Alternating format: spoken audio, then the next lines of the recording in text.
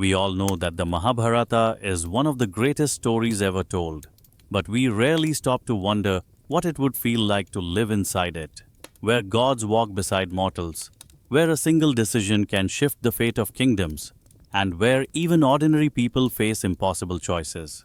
Imagine being born into that world as a young warrior, carrying destiny before you can even speak. In today's video, we'll explore what your life might have been like in ancient Bharat. So let's not waste any time and let's begin. Before consciousness truly forms, you drift in a warm ancient hush. A world older than memory hums around you, temples glowing softly in the night, incense curling through the air like threads pulled by unseen hands. The chanting fades into a steady rhythm, and as the darkness lightens, everything begins to take shape. Your life is gathering itself, gently, patiently, as if the universe is exhaling you into existence. And then you arrive. You are born into ancient Bharat, wrapped in the muted warmth of a home that smells of ghee lamps, polished wood, and sun-heated clay. The first sounds you hear are steady and confident. The low voices of warriors outside, the clatter of weapons being moved, and somewhere in the distance, a conch shell echoing across the land like a heartbeat. You do not understand anything yet, but even in your earliest moments, you sense that this place expects something from you. Your mother holds you with a softness reserved for newborns, her touch gentle but sure, as though she has known for years that you would carry weight in this world. When she looks down at you, her eyes are tender but not naive. There is a quiet strength behind them, a silent acknowledgement that destiny tends to choose loudly, even in the smallest bodies. Your father visits soon after, smelling faintly of sweat and sandalwood, his forearms marked with training scars. He lifts you with both care and certainty, the way a warrior handles anything important. Firm hands, steady breathing, and just a hint of reverence. He studies your tiny face, as if searching for signs the elders insist are always present at birth. The mark of a steady mind, the spark of courage, the shape of fate.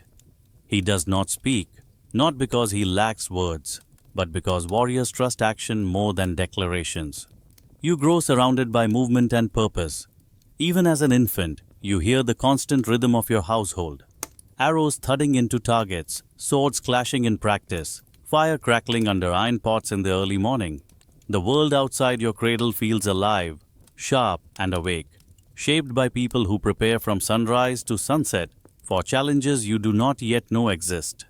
Visitors arrive often, family elders with long white beards and voices like rolling thunder, women who carry baskets of offerings and gossip, priests who murmur blessings over your sleeping form. They study you with practiced gazes. This one carries steadiness, one murmurs. A fire beneath. Calm, says another. A path tied to something larger, the oldest whispers, leaning in so close you feel his breath on your forehead. No one treats you like an ordinary child. You are cradled, loved, fed, soothed, but always with the subtle understanding that you are being shaped even in rest. It is not pressure yet, not the heavy kind, but a presence, a quiet nudge, a gentle reminder that your birth is part of something that existed long before you, your mother, begins telling you stories before you can sit upright. Her voice is soft, as if careful not to wake the gods listening from the household shrine. She speaks of Rama and Sita, of Arjuna and Krishna, of cosmic wars fought to protect dharma. Her words settle into you like seeds, long before you understand what they mean. You hear of courage, loyalty, sacrifice, and how even the strongest warriors pray before lifting a bow. Your first memories come in flashes, sunlight sliding across the courtyard floor, the metallic ring of your father's sword as he places it back on the rack, the deep maroon of your mother's sari as she sways from task to task, and always, always, the sound of training outside, wooden swords striking, the instructor calling commands, young warriors exhaling sharply as they practice stances. It becomes background music to your entire childhood. One day, you manage to wobble your way into the courtyard, drawn by the rhythmic thuds of combat drills. The warriors pause, amused, watching you make your unsteady journey toward them. Someone crouches down and hands you a tiny practice stick, a toy really, but in that moment it feels important. You grip it with both hands, fascinated by its weightlessness, unaware that this simple act will be remembered far longer than your first steps. The adults exchange looks you don't understand. Not laughter, not surprise, more like recognition, as if something they were waiting for has quietly arrived. From then on, you copy movements without even thinking. When the older warriors stretch, you stretch. When they lift their arms in practice arcs, you lift yours. When they chant before training, your small voice hums along. It all sinks into you, not yet as discipline, but as instinct. You do not know dharma yet, or destiny, or lineage. You only know that everything around you seems to guide you gently towards something. And even though you cannot name it, part of you feels ready. Soon, your life will shift from observing to learning, from absorbing the world to being shaped by it. The days of wandering the courtyard and mimicking gestures are almost over. Training awaits, patient but insistent, under the wide and ancient branches of the banyan tree. That next chapter begins when you take your first real step toward the path you were born into. And so your world expands little by little, until wandering into the courtyard no longer feels like an accident, but the beginning of something deeper. Days roll forward like warm waves, and soon the house elders decide you're ready to spend more time outside, under the tree that has watched generations rise, grow, and step into their paths. That tree becomes your world. Your childhood unfolds beneath the vast, gentle canopy of a sacred banyan, its roots twisting into the earth like ancient hands holding the ground steady. The branches spread wide above you, sheltering you from the sun, the rain, and the feeling of being small in a large, unpredictable world. Under this tree, life slows. Stories stretch longer. Lessons sneak their way into your mind without feeling like lessons at all. Most mornings begin the same way. You wake to the smell of warm air and the distant clink of weapons. But now, instead of toddling into the courtyard, you make your way toward the banyan. Sometimes someone carries you there. Sometimes you make the walk yourself, tiny steps kicking up dust as you go. Birds chatter overhead. The air hums like it remembers every story ever told beneath these branches. The adults let you play, but every moment of play is threaded with purpose. Rolling in the dirt becomes learning balance. Climbing a low branch becomes testing courage. Running in circles with other children becomes building stamina. You don't question any of it. You're too busy laughing, chasing sunbeams, or collecting fallen leaves as if they were priceless treasures. Prayer blends with play, seamlessly, like two sides of the same breath. Priests visit during the early hours, long before the sun grows harsh, and sit cross-legged beneath the tree. You mimic their posture, legs tangled awkwardly, back curved like a bowstring pulled too far to the left. They don't correct you. They just smile softly, as if watching a seed try to stand like a tree is the most natural thing in the world. They teach you how to join your palms together, how to close your eyes without squeezing them shut, how to breathe in a way that feels like the earth is breathing with you. At first you don't understand the chants, but the sounds settle into you, syllables rolling like river water, steady and calming. Prayer isn't explained to you. It simply becomes part of your morning, like sunlight or the warmth of your mother's hand on your back. Between prayers and games, the elders tell stories, always stories. They sit with you in the shade, their voices low and rhythmic, weaving tales of gods with countless arms, sages who could burn down kingdoms with a single curse, warriors whose arrows flew straighter than fate itself. You hear of Bhishma's vow, Arjuna's focus, Krishna's wisdom, Draupadi's fire. You don't understand the depth of these tales yet, but they plant themselves in your mind like roots, quiet, patient, waiting for a sindha, the day you'll need their strength. Sometimes you drift closer to the adults training nearby. You sit cross-legged or stand wobbling, watching with wide eyes as warriors swing wooden swords, stretch their arms in long arcs, or draw invisible arrows into invisible skies. You mimic them under the banyan, your little hands grasping sticks that are longer than your arms can lift properly. You nearly topple over more than once, earning gentle laughs and encouraging nods. Discipline enters your life quietly. No one scolds you. No one insists you behave like a warrior. Instead, they nudge you towards small tasks, stacking stones, carrying a small pot of water without spilling, sitting still for just a few breaths longer than yesterday. These tiny challenges build the muscles no one sees. Patience, focus, consistency. You don't realize it, but every moment is teaching you how to be steady. Some days you find yourself simply lying beneath the banyan tree, staring up at the webs of roots descending from branches like ropes reaching toward the earth. Sunlight filters through the leaves in shimmering patterns. The breeze moves like a lullaby. You wonder, in your quiet child mind, how many others sat here before you? How many warriors rested against the trunk, feeling the ground pulse beneath them? And without knowing why, the tree makes you feel safe. As the years drift forward, the games grow a little more structured, the prayers a little longer, the stories a little deeper. You begin asking questions. Why does Arjuna meditate before battle? Why did Rama choose exile? Why do warriors train even when there's no war? The elders look at each other with raised brows, the kind that say, "Ah, the child is waking up." You still spend your days in sunlight and laughter, but there's a shift, small, subtle. A seriousness begins to settle in your shoulders. You hold your little wooden stick, not as a toy now, but with the budding intention of someone who notices how warriors grip their own weapons. You watch their stances with fascination. You imitate their footsteps. You memorize the rhythm of their breath. You are not training yet, but you are preparing.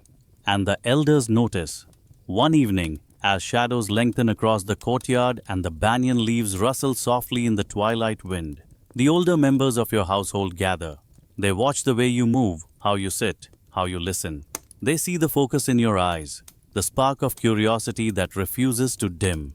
It's time, they decide, not with urgency, but with the calm acceptance of people who have seen this moment many times. Your childhood under the banyan has reached its end. The tree has given you play, prayer, stories, and quiet strength. Now it will give you something new, purpose. And with sunrise, formal training will begin. The night before you leave, the banyan branches sway as if whispering their farewell, and you fall asleep with the feeling that something in your life is gently shifting. By morning, the elders are ready, your small bundle is packed, and the path to the forest seems to open on its own. You follow it with wide, curious eyes, unaware that this place, this quiet world tucked between trees, will shape you more than anything else so far. Your new life begins the moment you step into the Gurukul. The forest air feels different from the air of home, cooler, sharper, filled with the scent of damp leaves and burning firewood. Birds call from somewhere high above, their voices echoing like distant bells.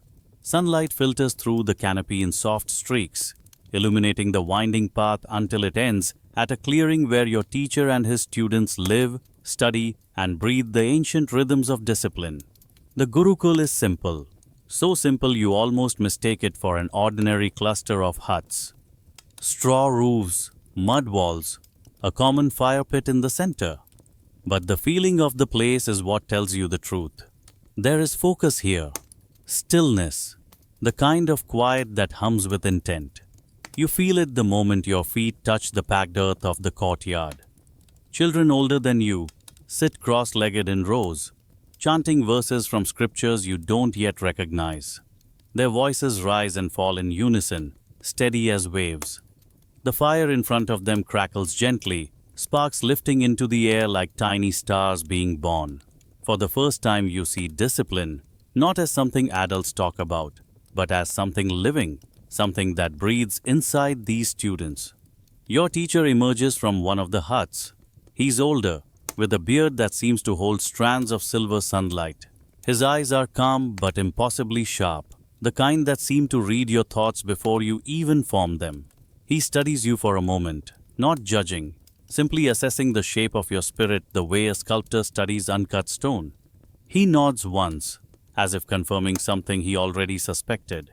And just like that, you belong to the Gurukul. Your days shift immediately. At home you woke when you felt like it, or when your mother gently nudged you. Here, you wake at dawn. Not when the light is soft and golden, but when it's barely brushing the tops of the trees. A hollow horn sounds from somewhere in the clearing, and all the students rise without complaint.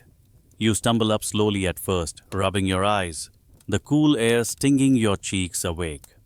Mornings begin with recitation. You sit among students who chant ancient verses with a confidence you admire. At first, your voice blends awkwardly, stumbling over syllables, but no one scolds you. They simply keep chanting, allowing your tongue to learn through repetition. Over time, you find the rhythm. You feel the words settle inside you like smooth stones sinking into a riverbed. Breakfast is simple: grains, fruit, water. You eat quietly, cross-legged on the ground. No chatter, no rushing, just presence. Then the lessons begin. You learn to write in the soft dirt using a stick, forming shapes that are shaky at first, but gradually straighten as your teacher moves among the students, correcting posture and stroke. You learn numbers, not with ink and scrolls, but with pebbles and seeds, counting them, grouping them, learning how the world organizes itself through pattern. The afternoons are for physical discipline, running, climbing, lifting small weights made of stone. You're not handed weapons yet, not even a stick. First, you must learn how to breathe, how to balance, how to center your weight so the earth feels stable beneath your feet. Your legs burn, your arms ache. But every evening, as you sit near the fire, letting the warmth soak into your tired muscles, you feel a quiet pride glowing inside you. The routines of the Gurukul begin to shape you. At first, you resist them, silently. You miss home, the softness of your mother's voice, the familiar smell of cooked rice drifting through the courtyard. But slowly, something shifts. The forest feels less foreign.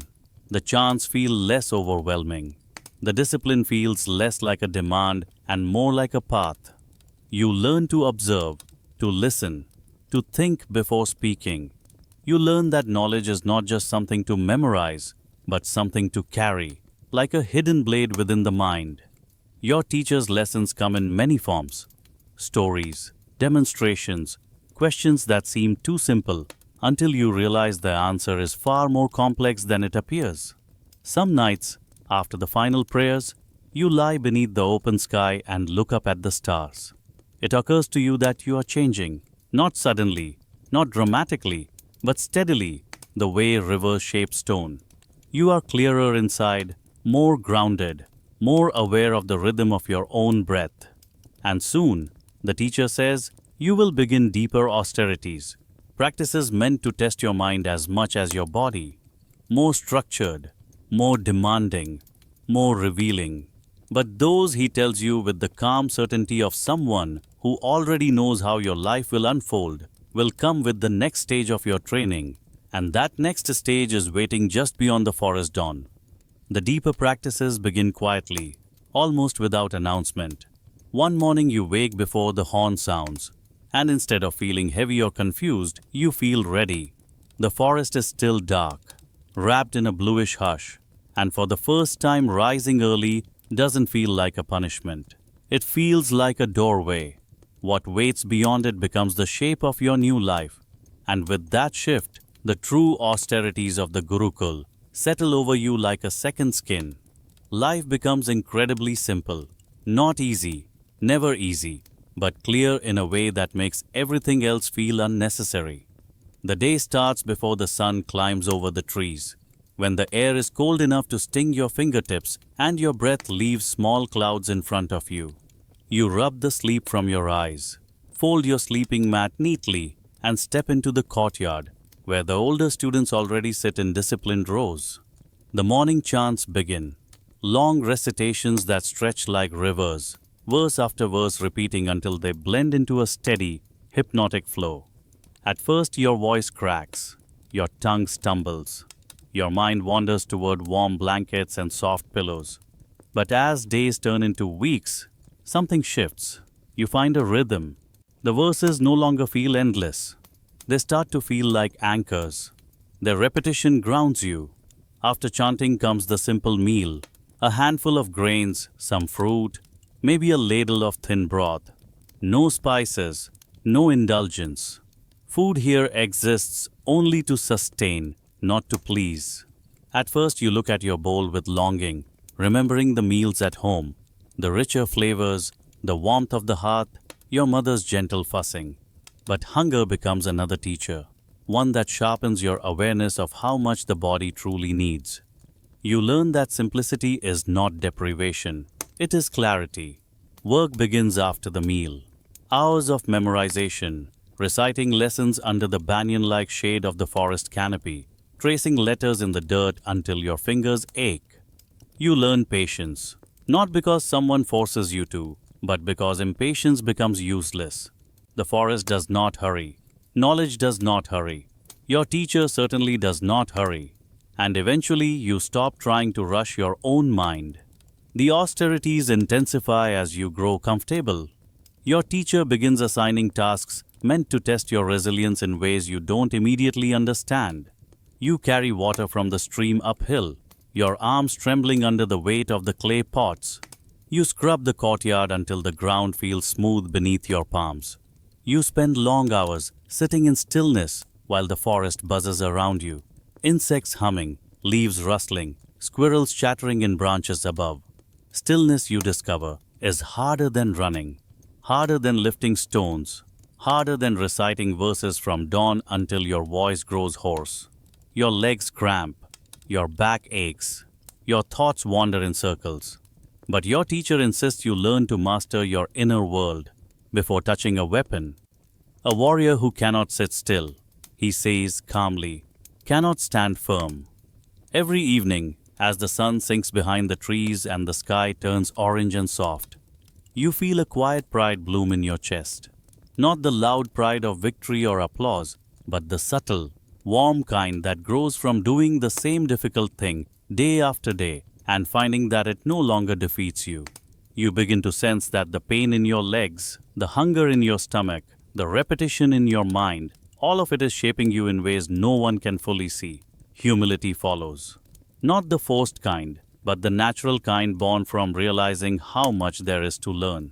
You see older students perform feats you cannot even dream of yet, balancing on narrow beams with perfect stillness, lifting heavy logs with calm breath, reciting scripture for hours without faltering. Instead of envy, you feel inspiration. You realize that greatness is not born. It is built slowly through days like these. Your teacher notices. His eyes linger on you a little longer during lessons, not with favoritism but with acknowledgement. He corrects your posture with gentler hands. He assigns you tasks that are just slightly more challenging than those given to students your age. He begins asking you questions meant to stretch your thinking, questions that make your mind feel like a bowstring drawn to its limit. One afternoon, after a particularly long session of meditation, he calls you aside. The clearing is quiet, the fire crackling low at the center. He studies you with the same sharp, steady eyes he had on the day you arrived. But this time there is something different in his gaze. Recognition, not of who you are now, but who you could become. You are ready, he says simply. Not for comfort, not for praise, but for the next stage. You don't fully understand what he means until the following morning, when he leads you past the usual practice ground, deeper into the trees where older students train in silence. You hear the faint thud of wooden staves, the soft whistle of arrows slicing through air, the controlled exhale of someone striking a pose older than memory. This is the place where discipline becomes power, the place where austerity becomes skill, the place where you will learn the arts reserved for true warriors. And with that realization, your path shifts again, away from simple endurance and toward mastery, waiting for you like an ancient promise just beyond the next breath. The deeper grove of the forest feels almost sacred, as if it has been expecting you. The air thickens, quieter, heavier with intention. The older students move like shadows, silent, grounded, precise. For a moment, you simply watch them, unsure if you've stepped too far, unsure if you're meant to stand among people who already seem carved from discipline itself. But your teacher gives a small nod, the kind that says you've earned your place here. And with that, the world of true warrior training opens before you. Your initiation begins not with a weapon, but with observation. One of the instructors, a stern man with eyes like polished obsidian, stands before you. He carries a wooden staff, but doesn't hand it to you. Instead, he taps the ground once, sharp and deliberate, calling your attention fully to him. Before you lift a weapon, he says, you must understand why one is lifted at all. You do not answer. No one expects you to. You simply bow your head slightly, the way you've seen older students do, acknowledging the weight of his words. He begins with philosophy, not abstract ideas, not complicated scriptures, but simple truths carved from centuries of lived experience. Combat, he explains, is not anger. It is not impulse. It is not dominance. Battle is a discipline, an agreement between the body, the mind, and the world around you. A warrior must understand balance before understanding power. A warrior must learn restraint before learning force. You listen, unsure how much you truly understand yet, but the cadence of his voice roots itself inside you. The grove becomes a classroom unlike any you've known, alive, moving, breathing with purpose. Only after these lessons do they place a weapon in your hands. It is a wooden sword, light compared to the iron blades older students wield, but heavier than anything you've held before. The moment your fingers curl around the smooth handle, something shifts. Not dramatically, not with a spark of destiny, but quietly, as if a puzzle piece in your life finally clicks into place. The instructors teach you how to stand, feet planted, knees soft, spine straight. They spend far more time adjusting your posture than teaching you how to swing. At first, it frustrates you. You want movement, you want action, you want to feel like you're finally becoming the warrior elders expect you to be. But every time you lean too far or rush too quickly, the instructors correct you with a tap of a staff or a quiet shake of the head. Stillness first, they say. Patience first. Control first. And slowly you understand. Without balance there is no power. Without breath there is no strength. Without awareness there is no victory. Days blend into each other as you practice holding your stance until your legs tremble, lifting the wooden sword until your arms burn, repeating basic strikes until the motion feels less like effort and more like instinct. The grove becomes your home. The rhythm of training becomes your heartbeat. Sometimes you catch your teacher watching from a distance. He doesn't interfere. He simply observes, his expression unreadable, his eyes missing nothing. When you falter, he doesn't step in. When you succeed, he doesn't praise you. His silence becomes a strange comfort, proof that he trusts the process and trusts you within it. Gradually, the training deepens. You're introduced to movement, stepping patterns, pivots, ways to shift your weight so your body becomes both solid and fluid. You learn to anticipate space, to understand where your foot must land before you lift it. The instructors teach you that a warrior's greatest weapon is not the sword, but the ability to read the world a split second before it moves. You practice alongside other students, some older, some younger, all striving with the same quiet determination. The sounds of training fill the grove, wood striking wood, breath exhaled in controlled bursts, feet sliding over packed earth. You become part of that chorus, your presence woven into the larger rhythm of the Gurukul.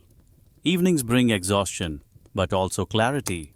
As you sit near the fire, rubbing soreness from your arms, you start to feel something new, self-mastery.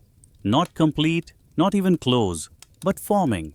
You sense that every repetition, every ache, every correction is carving out a stronger version of you, one that you've only begun to glimpse. One day, after months of this steady grind, your instructor hands you a new weapon, a longer, slightly heavier wooden bow. Not to shoot yet, but to hold, to feel, to understand its weight and the responsibility that comes with it. The moment you take it, the forest seems to grow quieter, as if acknowledging a milestone passed. This, he says, is the beginning of serious training. Not strength alone, not speed alone, mastery. You trace the curve of the bow with your fingertips, feeling the possibility in it, the stories hidden in its shape. You don't know it yet, but this is the first step toward a bond that will shape your destiny. Tomorrow, he says, you will learn how to truly wield it. And with that promise hanging in the cool evening air, your path shifts once more toward the world of real weapon mastery waiting in the next breath. Your fingers close around the curve of the wooden bow, and something settles inside you, calm, anchored, almost familiar. It feels less like you're being introduced to a new object and more like you're remembering something you've always known. The instructor nods as he watches you lift it, sensing the shift even if you can't fully explain it. He gestures for you to follow him deeper into the grove, where the light filters softly and the earth is marked with the footsteps of countless students before you. And this is where your true relationship with weapons begins. The bow becomes your first teacher. Not the instructors, not the older students, the bow itself. You learn quickly that it demands patience. It punishes haste. Holding it correctly requires steadiness in your spine, a grounding in your feet, a quieting of the mind. Your instructor shows you how to cradle it gently, not gripping too tight, not letting your wrists go slack. The wood seems alive under your touch, warm from the sun, humming with potential. Each day you practice only the basics, holding the bow, lifting it, feeling the tension of an unstrung string imagined between your fingers. You don't shoot a single arrow. You don't even draw an imaginary one yet. Instead, the focus is entirely on breath, on posture, on awareness. The bow reveals your mind. Your instructor says one morning as he adjusts the angle of your elbow, if the mind trembles, the arrow trembles, even before it leaves your hand. You begin to see what he means. Whenever your thoughts scatter, your arms shake. Whenever your emotions stir, your grip slips. But on the rare moments when you feel completely present, when the forest air feels cool and steady, when your breath deepens and your chest expands with calm, the bow feels weightless. It aligns with your body like an extension of your own will. After weeks of this stillness, the sword enters your life. It is shorter, heavier, more assertive. The wooden blade doesn't hum the way the bow does. It thuds, it demands, it questions. The sword teaches you a different discipline. Where the bow requires stillness, the sword requires intention, movement, precision, a controlled fire that stays warm but never erupts into flame. The first time you swing it, the motion feels awkward, too wide, too fast, too scattered. Your instructor steps behind you, guiding your arms with a firm but patient touch. Not strength, he murmurs. Alignment. You adjust and adjust again. Your shoulders relax. Your stance widens. Your breath synchronizes with each motion. Slowly, the sword no longer feels like a tool you're holding. It feels like a conversation. Every swing says something. Every correction refines your language. Then comes the mind. This part of training isn't marked by a particular weapon or exercise. It happens quietly, in the space between breaths, in the hours beneath the firelight, in the moments when exhaustion blurs your thoughts. Your teachers ask questions that seem unrelated to combat. Why does anger cloud judgment? How does fear distort timing? What does it mean to see clearly? Not with the eyes, but with awareness. At first, the questions confuse you. But as training deepens, you start to notice patterns. The days when your mind is scattered, your sword feels heavier. The days when your emotions are tangled, your bow refuses to align. The days when your thoughts are sharp, everything moves naturally. Slowly, you begin to realize that weapons don't obey muscles. They obey clarity. Your relationships with the bow and sword grow richer with time. You learn the bow's temperament, steady, patient, precise. It rewards calm hearts and punishes rushed minds. The sword, in contrast, rewards decisiveness. It needs conviction, a sense of movement guided by purpose. You come to appreciate how each teaches something the other cannot. You start carrying the bow with quiet reverence and the sword with respectful confidence. They become companions, silent, reliable, honest. They never lie to you. They always reveal your inner state, whether you want them to or not. As the seasons shift, your teachers begin giving you more complex drills, striking practice with moving targets, walking meditations while holding the bow, breathwork exercises that force your mind into deeper calm. Your body grows stronger, your movements grow cleaner, but more importantly, your awareness sharpens, like a blade finally finding its edge. One evening, after a particularly long session, your instructor steps back and watches you finish your form. He doesn't interrupt. He doesn't correct. He simply observes, his expression unreadable in the dimming forest light. When you lower your weapon and steady your breath, he nods once. Tomorrow, he says softly, you will train with others. The meaning settles in slowly. Until now, your journey has been solitary, just you and your tools. But sparring, practicing with living partners, reading the movements of someone whose intentions are not scripted, that is a new world entirely. And as the fire crackles in the center of the grove and the night deepens around you, you find yourself feeling something unexpected. Not fear, not hesitation, but a quiet excitement. You're ready to test what you've learned.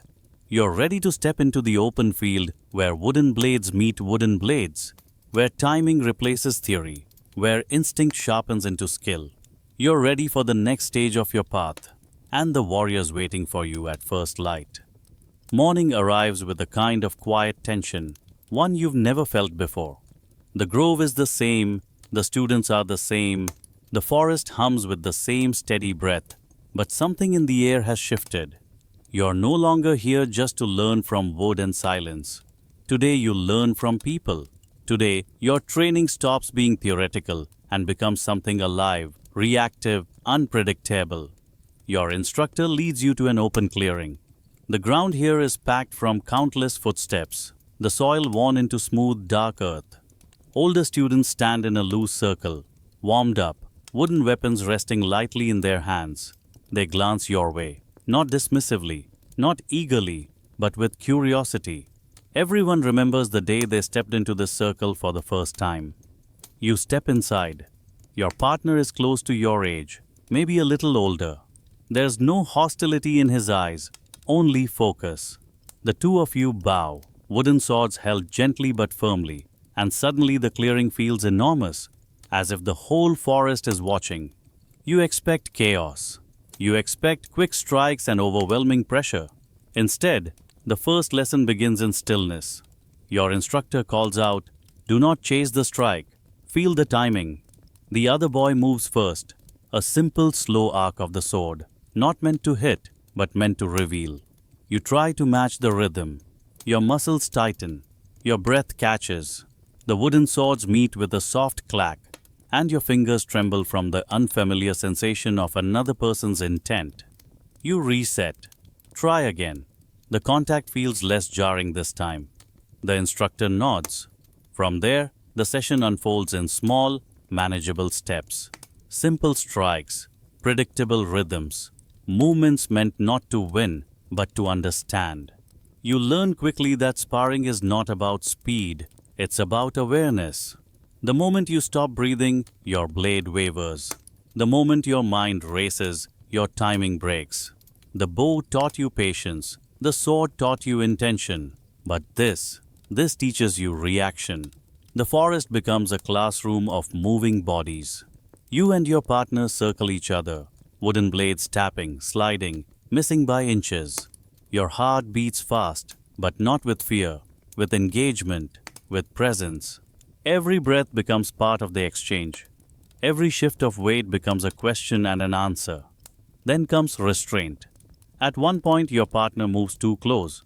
Your instinct is to swing harder, to push him back, but your instructor's voice cuts through the moment. Never strike to overpower. Strike to understand. You breathe, steady your grip, and let the motion slow. The wooden swords connect gently, barely more than a touch. And strangely, in that softness, you feel more control than you ever did with force. The lesson settles into you. Power without restraint is clumsy. Precision without peace is fragile. By midday, your arms ache. Sweat drips down your back.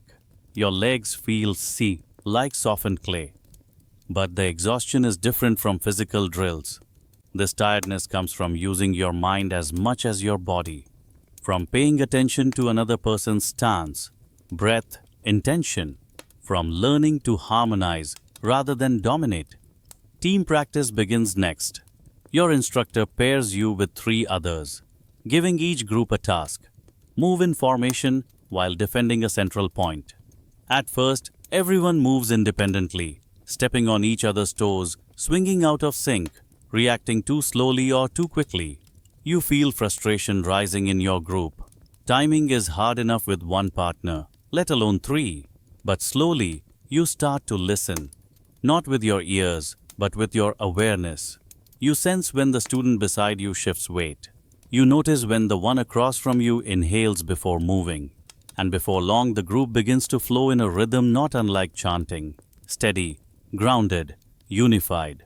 You learn that awareness extends beyond yourself. Teamwork requires humility.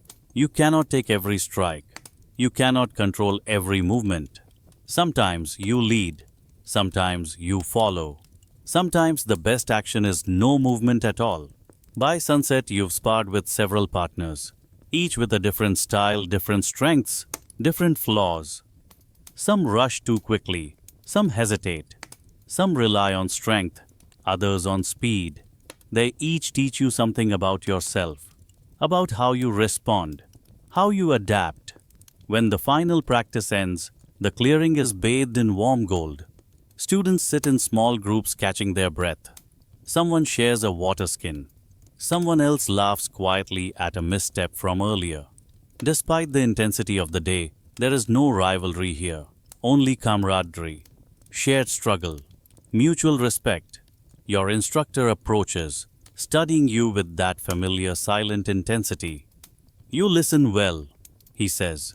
That will matter more than you know. There's something in his tone, a hint of meaning beyond the day's lesson. You sense it, even if you cannot name it. Sparring has taught you timing, discipline, and restraint. But these are not just skills for the training ground. They are skills for life outside the forest. Life in a world where conflict is not always physical. As you walk back toward the main camp, the sun disappears behind the trees, and the sky deepens into violet. The forest hums with evening life. A breeze carries the scent of firewood, and somewhere in the back of your mind, a quiet realization forms. Not all battles are fought with weapons. Some are fought with words, alliances, loyalties. Some are shaped by choices, not strikes. And soon, you will enter that world, the world of politics, promises, and quiet tension stretching far beyond the Gurukul walls. Your wooden sword has taught you much. But the next test will require a different kind of sharpness entirely. Your training continues for weeks after that first day of sparring, each session sharpening not only your movements but your awareness. You begin to sense shifts in intention before a strike even forms, to read the subtle changes in breath, the faint tightening of a shoulder, the quiet pause before motion. These lessons mold you silently, preparing you for a future you don't yet see. But eventually, the time comes for you to leave the forest for a short return home, a visit meant to rest your body and renew your spirit. You expect comfort, familiar faces, the warmth of your mother's embrace, the grounded calm of your family courtyard. But the world you return to feels different. You step through the gates of your home and immediately sense it. A tension in the air, not loud or chaotic, but subtle. Like a rope stretched just a little too tight. Servants move quickly, whispering behind their palms. Guards stand at their posts with sharper alertness. Even the household shrine feels heavy with unspoken questions. Your parents greet you with pride and joy, but behind their smiles, you notice flickers of concern. They speak softly, choosing their words with care. It's the first time you've seen adults, warriors, elders, guarding their thoughts so closely, and in that guardedness, you feel the first hints of a world you never paid attention to before. The kingdom is shifting, and you can feel it. During your first evening home, you sit beside your father as he removes his armor after returning from the palace. Usually he tells stories of training, royal ceremonies, old battles won long ago. But tonight, he simply sighs and sets his sword aside with a weight that worries you. Much is changing, he murmurs. Not to you, not really, more to himself. Too much, too quickly. You wait for him to explain, but he says nothing more. And that silence lingers in your mind long after he leaves the room. In the following days, you begin to overhear conversations not meant for your ears. Priests visit the household more frequently, their voices low as they discuss omens and celestial alignments. You catch glimpses of them drawing complex diagrams in the dust, arguing over interpretations. Their debates are polite, but tense, each one convinced their reading of fate is the correct one. Warriors gather in small groups, speaking in hushed tones that rise and fall with urgency. Sometimes the words slip through clearly. Succession, alliances, treaty, betrayal. Other times you hear only the sharp exhale of frustration, the rustle of cloth as someone paces, the heavy silence after a difficult truth is acknowledged. You see it everywhere now, the undercurrent of unease. Once, you wander into the courtyard and find two senior cousins speaking in hurried whispers. When they notice you listening, the conversation stops instantly. They exchange a glance heavy with meaning, then one of them places a hand on your shoulder with forced lightness. "Go on," he says. "No need to worry about these matters." But you do worry, not because you understand everything, but because you're beginning to understand enough. Your time at the Gurukul has sharpened your senses in ways your family didn't anticipate. You notice hesitations, tones, the small cracks in conversations, the edges where truth gives way to politics. And though no one directly explains anything, the pieces form a blurry picture. The kingdom is entering a delicate time. Lines of loyalty are being redrawn. The balance between families, warriors, and priests is shifting like sand in a strong wind. One afternoon, your father takes you to the palace for a formal visit. As you walk through its towering gates, you see the larger world unfold. Courtiers dressed in silk, their movements graceful, but their eyes constantly assessing. Ministers bowing to each other with smiles that don't reach their eyes. Young princes standing beside older advisors who whisper into their ears like shadows shaping futures. You realize, as you watch them, that battles fought here are quieter, but far more dangerous. A careless word holds more weight than a missed strike in sparring. A glance carries meaning. Silence itself becomes a language. Your father introduces you to the king, a man aging but still sharp, his gaze penetrating, his posture regal, even with the burden of rule pressing heavily on his shoulders. He blesses you with a gentle hand on your head, but even in that gentle gesture, you feel a tremor of uncertainty beneath the calm. You leave the palace with a strangely tightened chest. The world beyond the Gurukul is not the peaceful expanse you once imagined. It is intricate, layered, filled with alliances that bend and sway like reeds in a monsoon wind. As the days of your visit pass, you find yourself drawn again and again to the edges of conversations, listening, observing, piecing together hints of the kingdom's fragile balance. At night, lying beneath the familiar roof of your childhood home, you think about how your training has prepared you, not just for battle, but for seeing, for understanding, for sensing shifts beneath the surface. And though no one tells you directly, you begin to feel the truth settling into your bones. Your life will not remain untouched by these tensions. Warriors are shaped for more than war. They are shaped for the world that produces it. As the time comes to return to the Gurukul, you walk through your home with new eyes. You feel older than when you left, not in body, but in awareness.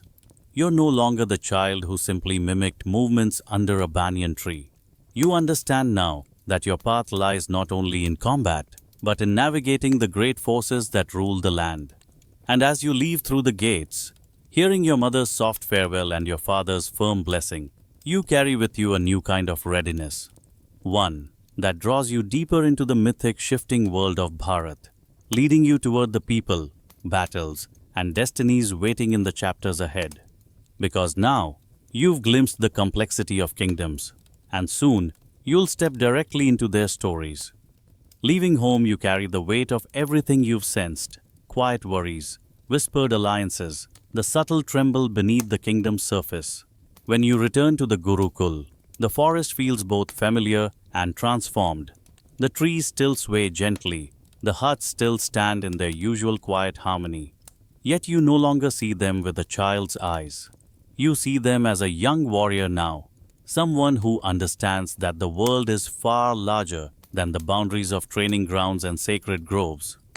Your teacher notices the shift in you immediately. He doesn't question you. He doesn't ask what you saw or heard. Instead, he gives a small, knowing nod, as though he expected this step in your growth all along. But the forest has new lessons waiting. Lessons that don't come from drills or stances. They come from people. Not long after your return, a visiting sage arrives at the Gurukul. You hear his presence before you see him. Soft bells woven into his staff, chiming gently with each step. His robes are simple, but his eyes seem impossibly ancient, carrying a depth that makes even your teacher bow his head with respect. The sage gathers the students beneath the trees and speaks of dharma, not as a rule but as a living force that bends, shifts, adapts. You listen, transfixed. His voice moves like flowing water, calm, but shaping everything it touches. At one point he pauses mid-sentence, looks directly at you, and smiles with a kind of quiet recognition. "You will walk many paths," he says softly, "not all of them straight." You don't understand his meaning fully, but a spark of curiosity ignites inside you, a sense that he sees something ahead that you cannot yet glimpse. A few weeks later, a group of young princes arrives to train at the forest school for a season. They come with retinues, horses, banners bearing royal insignias.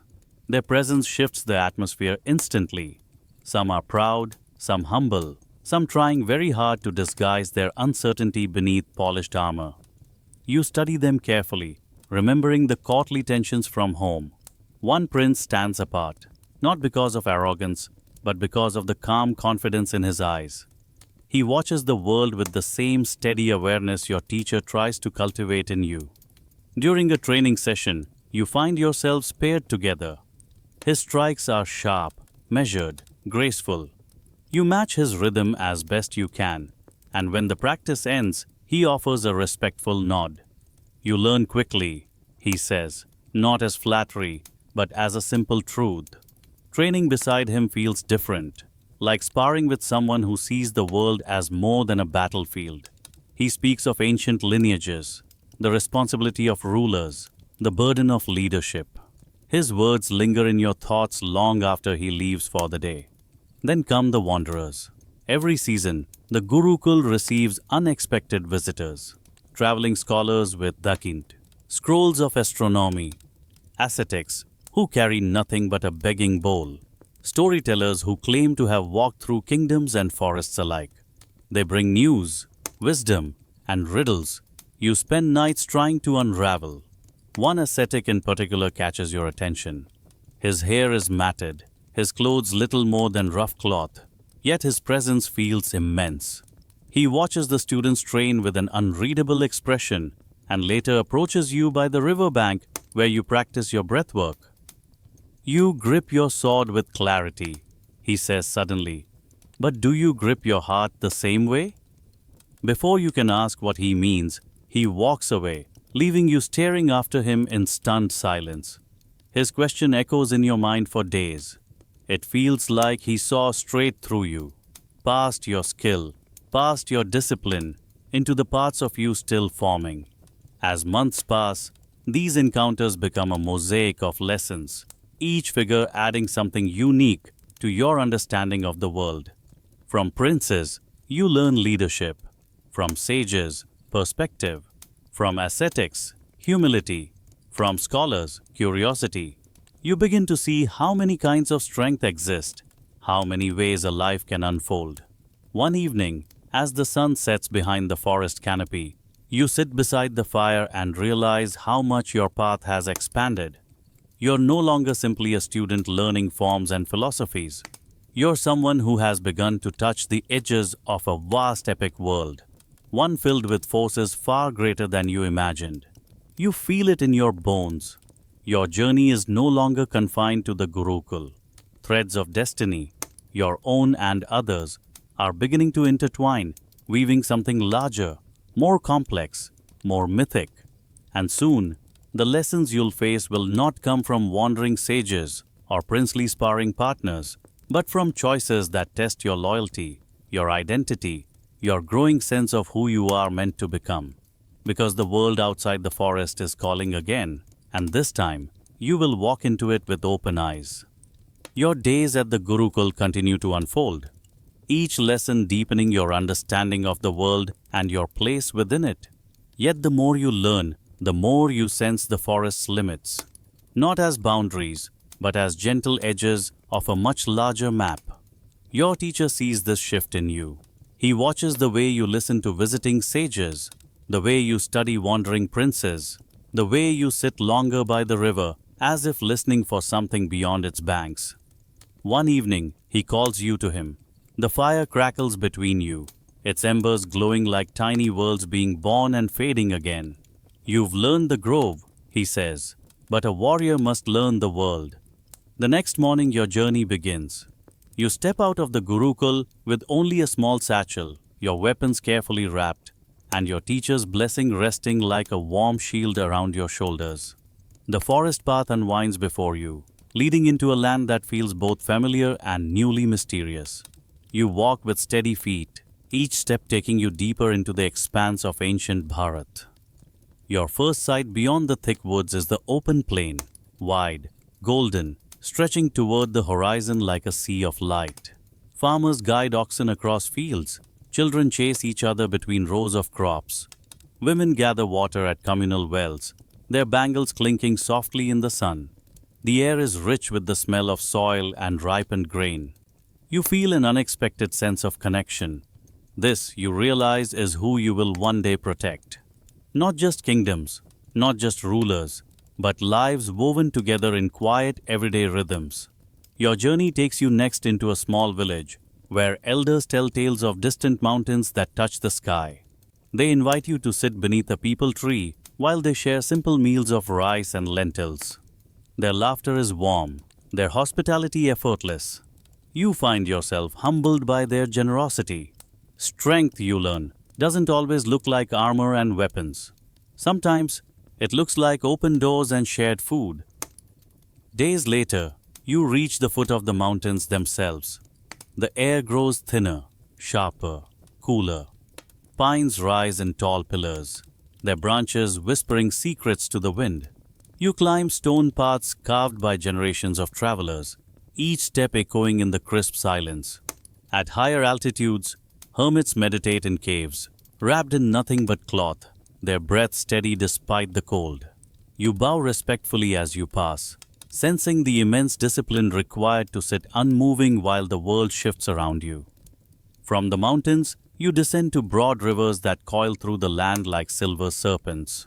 At one massive river bank, you stand stunned by its scale, the water roaring in a voice that shakes the ground beneath your feet. Pilgrims walk past carrying offerings. Sages sit at the edge, scribbling notes or contemplating the flow of time.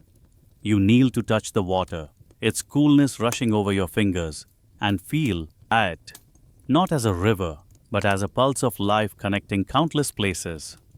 Traveling along the river's curve, you encounter traders with caravans stacked high with treasures, spices, silk, polished stones, scrolls filled with knowledge gathered over lifetimes. They speak of kingdoms far beyond your own, their customs, languages, rituals. You listen closely, eyes wide, absorbing the diversity of the world you will one day defend. You begin to understand that Bharat is not a single land, but many lands woven into one tapestry, In bustling towns, you witness markets brimming with color. Music drifts from street corners, flutes, drums, stringed instruments you've never seen before. Dancers perform stories of gods and heroes. Craftsmen shape metal with rhythmic hammering, their skill awe-inspiring. You taste flavors you never imagined. Sweet jaggery, sharp tamarind, spices that warm your throat and linger in your memory. Every step broadens your perspective. Every encounter deepens your understanding. You realize that real strength isn't only about skill with weapons or knowledge from sages. It's also about knowing the land and its people, understanding the cultures, the struggles, the hopes, and the vast variety of lives that make Bharat a world unto itself. One evening, after weeks of travel, you reach a hill overlooking a sprawling kingdom. From this vantage point, the world feels impossibly large. You watch people moving like currents in a river, merchants at the gates, priests lighting lamps at dusk, warriors patrolling the perimeter with quiet vigilance. And in that moment, you sense something shift inside you again. You're no longer just a student of the forest, you're becoming a student of the world.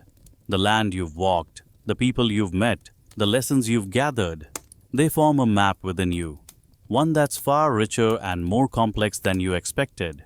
It prepares you for what comes next, for the challenges that won't be solved by strength alone. Your teacher's words echo in your mind. A warrior must learn the world. Now, standing at the threshold of a kingdom with your heart widened by everything you've seen, you feel ready for the next step. Trials that test not just skill or knowledge but judgment, intuition, and the ability to read danger woven into the fabric of everyday life. Ahead of you lies the next chapter of your journey, and the trials waiting quietly in its shadow. Your time on the hill lingers in your mind long after you descend. Something about seeing the land from above, its vastness, its movement, its quiet patterns, makes you feel as though the world is watching you back. You continue your journey with a deeper awareness, a sense that each step is no longer just travel, but quiet preparation. And soon, the road begins offering lessons that no teacher, no weapon, no scroll could ever give. These are tests not of the body, but of the spirit. It begins subtly. A sudden storm catches you while crossing an open field. The sky darkens without warning, the wind sharpens to a howl, and rain falls so fiercely you can barely see your own hands. You hurry toward the nearest shelter, a small outcropping of rocks, and sit there, soaked and shivering. Hours pass. You can't force the storm to end. You can't fight it. You can only wait. Patience becomes your shelter. When the storm finally eases, you step back into the world with soaked clothes and a strangely calm mind. You feel as though the storm has scrubbed something from you, not weakness, but impatience. You walk with quieter footsteps after that, more attuned to the way nature moves on its own time. Days later, you encounter a stranger on the road, an old man struggling to carry a bundle twice his size. Travelers pass by him without noticing, each absorbed in their own concerns. You pause. Your instincts nudge you, gentle but firm.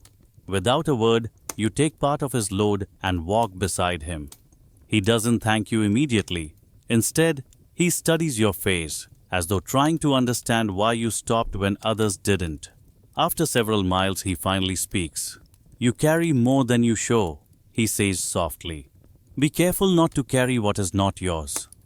The words stay with you long after he takes back his bundle and disappears down a side path. You realize his test wasn't about strength, it was about empathy. And his parting lesson wasn't a warning, but a reminder that compassion must be balanced with clarity. Your journey continues through dense forests, where shadows move strangely in the late afternoon. Animals watch you with alert eyes, as though measuring your presence. One night, as you set up camp near a river, you hear rustling in the underbrush. Instinct tells you to grab your weapon, to stand ready. But something else, a quieter intuition, urges restraint. Moments later, a wounded deer emerges, limping, its flanks streaked with blood from a predator you do not see. The animal looks at you, trembling but unafraid. You kneel slowly, lowering your posture to show you mean no harm. Using cloth from your own robe, you clean the wound as best you can.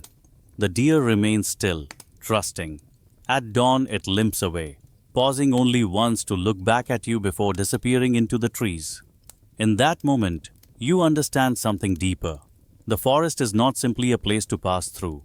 It is a teacher. Every creature, every gust of wind, every silence has something to offer if you listen closely enough. But the greatest tests come in ways you least expect.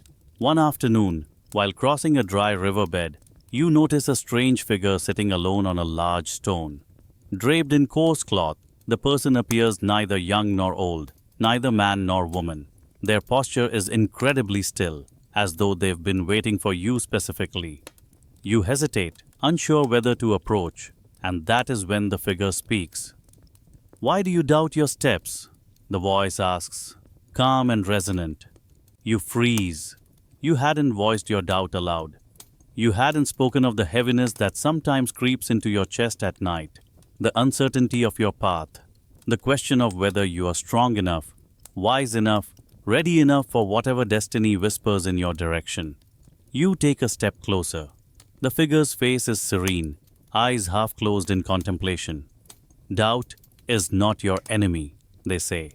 It is the shadow of awareness, but shadows vanish when the source of light is understood. Before you can ask what they mean, they gesture toward the horizon. Keep walking, someone is waiting to show you the next piece of your truth.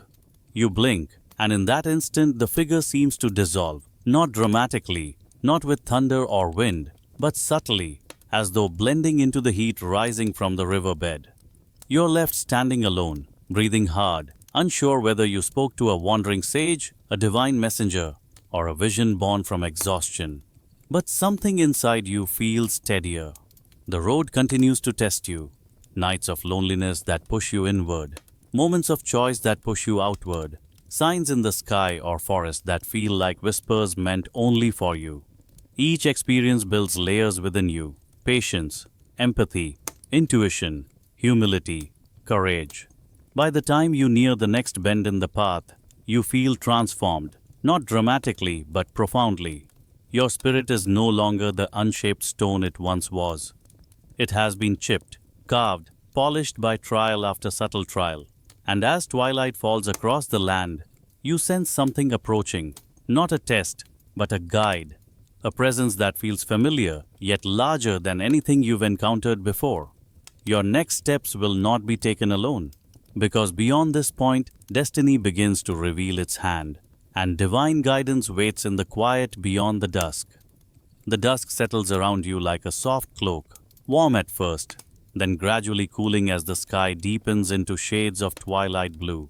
You walk with quieter steps now, not out of fear, but because something in the air feels expectant, like the pause between one breath and the next.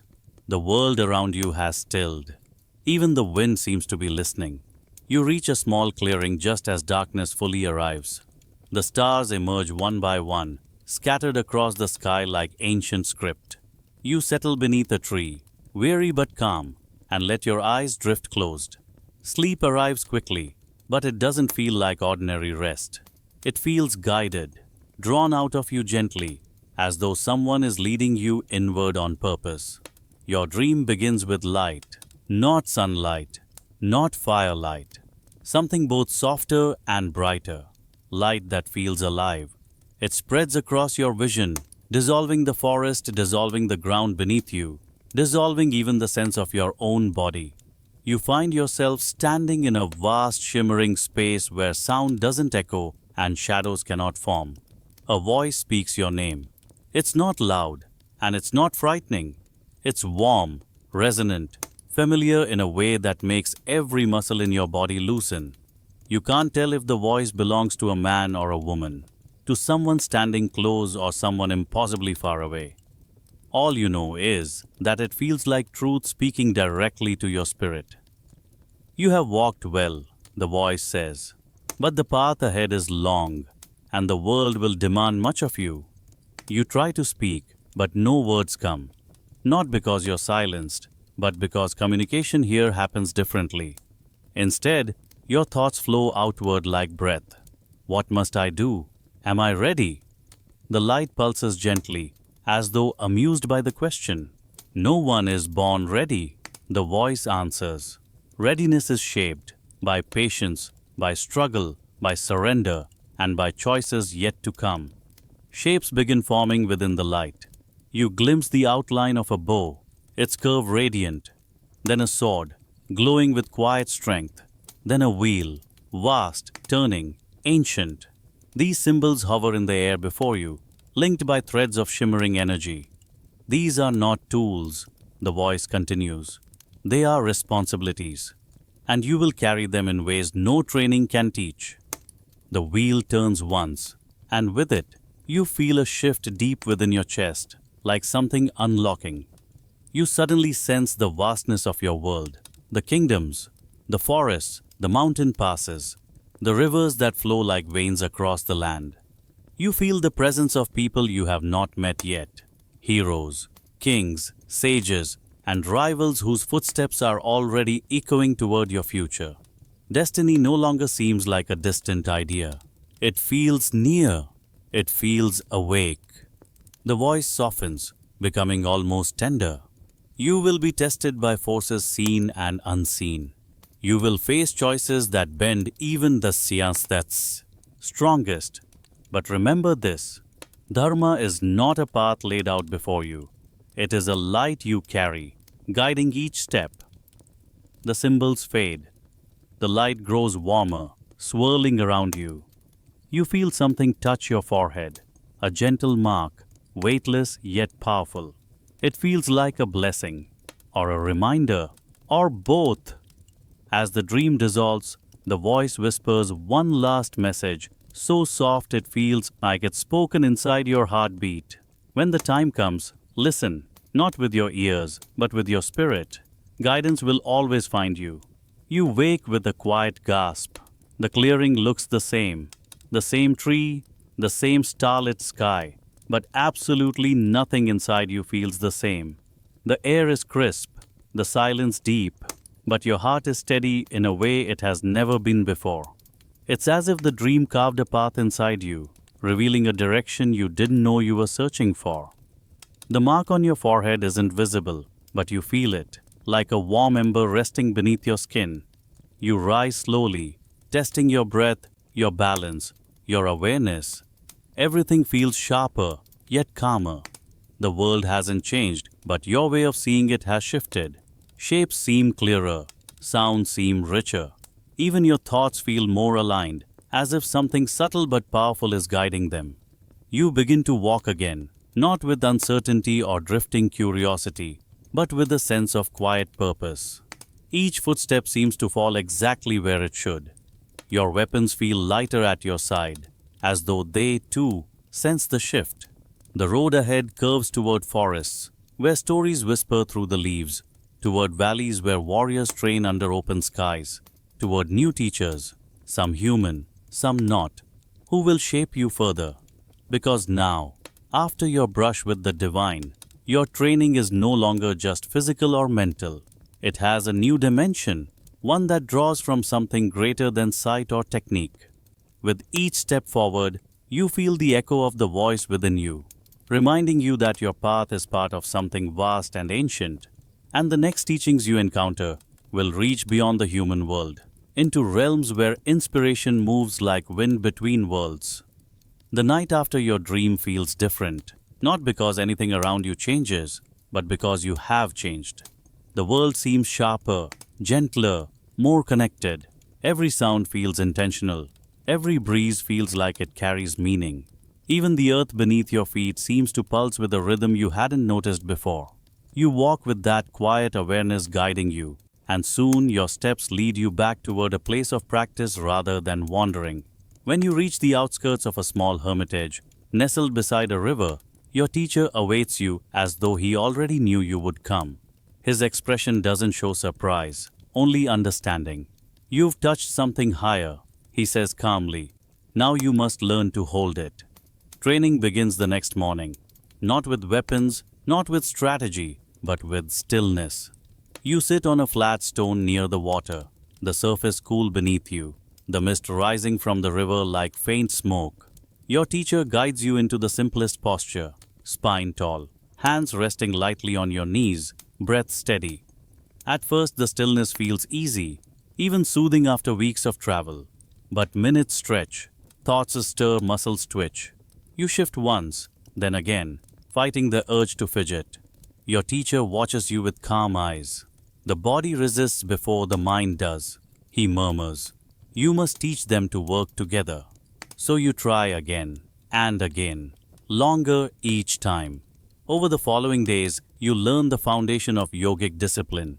Not the graceful poses dancers perform, but the ancient, internal art meant to steady a warrior's spirit. You begin with breath, slow, deep, controlled inhalations that fill the belly, followed by soft, steady exhalations that feel like releasing fog from your chest. The breath becomes your anchor. The breath becomes your shield. The breath becomes your teacher. Once your breathing deepens, the exercises grow more complex. Your teacher instructs you to hold your breath at the top of an inhalation, not with strain, but with quiet command. You learn to lengthen the exhale, to weave it into your movement, to let your entire body soften into each breath until the boundary between breathing and being starts to blur. Some mornings, you practice by the riverbank. Other days, you stand among tall grass, learning to move only when the wind does. Slow, deliberate, perfectly timed. You begin to understand a subtle truth. Mastery of the body is nothing without mastery of the breath that animates it. The next lessons focus on your mind. Your teacher leads you deep into the woods, where the canopy filters sunlight into soft green patterns. Here, surrounded by the hum of insects and the rustle of leaves, you learn the internal arts that transform warriors into legends. Not because they fight harder, but because they see clearer. You sit for hours at a time, watching your thoughts rise and fall like ripples on the river. Some thoughts are loud. Memories, worries, questions about the divine voice that called your name. Others are faint, drifting like stray smoke. You learn not to chase them, not to fight them, but to observe them with gentle detachment. You are not your thoughts. Your teacher reminds you. You are the sky. Thoughts are only passing clouds. Slowly, the clouds begin to thin. You learn focus exercises, listening to a single sound amid a chorus of forest noises, tracking the rise and fall of your heartbeat, visualizing the flow of energy through your body. These practices sharpen you from the inside out, smoothing the jagged edges of your mind, polishing the clarity left by your divine encounter. One afternoon, your teacher places a small, shallow bowl of water before you. He drops a single leaf onto its surface. It floats gently, carried by the slightest movement of the air. Your mind must become like this water, he says. Clear, still, reflective. Only then can it reveal truth. You kneel, watching the leaf drift slowly. Your breath deepens. Your shoulders soften. A sense of peace, not fragile but steady, settles inside you like a warm stone. The inner arts blend naturally into physical practice. You begin performing slow-flowing movements at dawn, syncing each motion with breath. Step forward, inhale, shift weight, exhale, draw an arc through the air with your hands, breath following like a silent partner. Your weapon drills transform too, not into faster strikes or stronger blows, but into smoother, more intentional movements guided by a calm mind instead of raw force.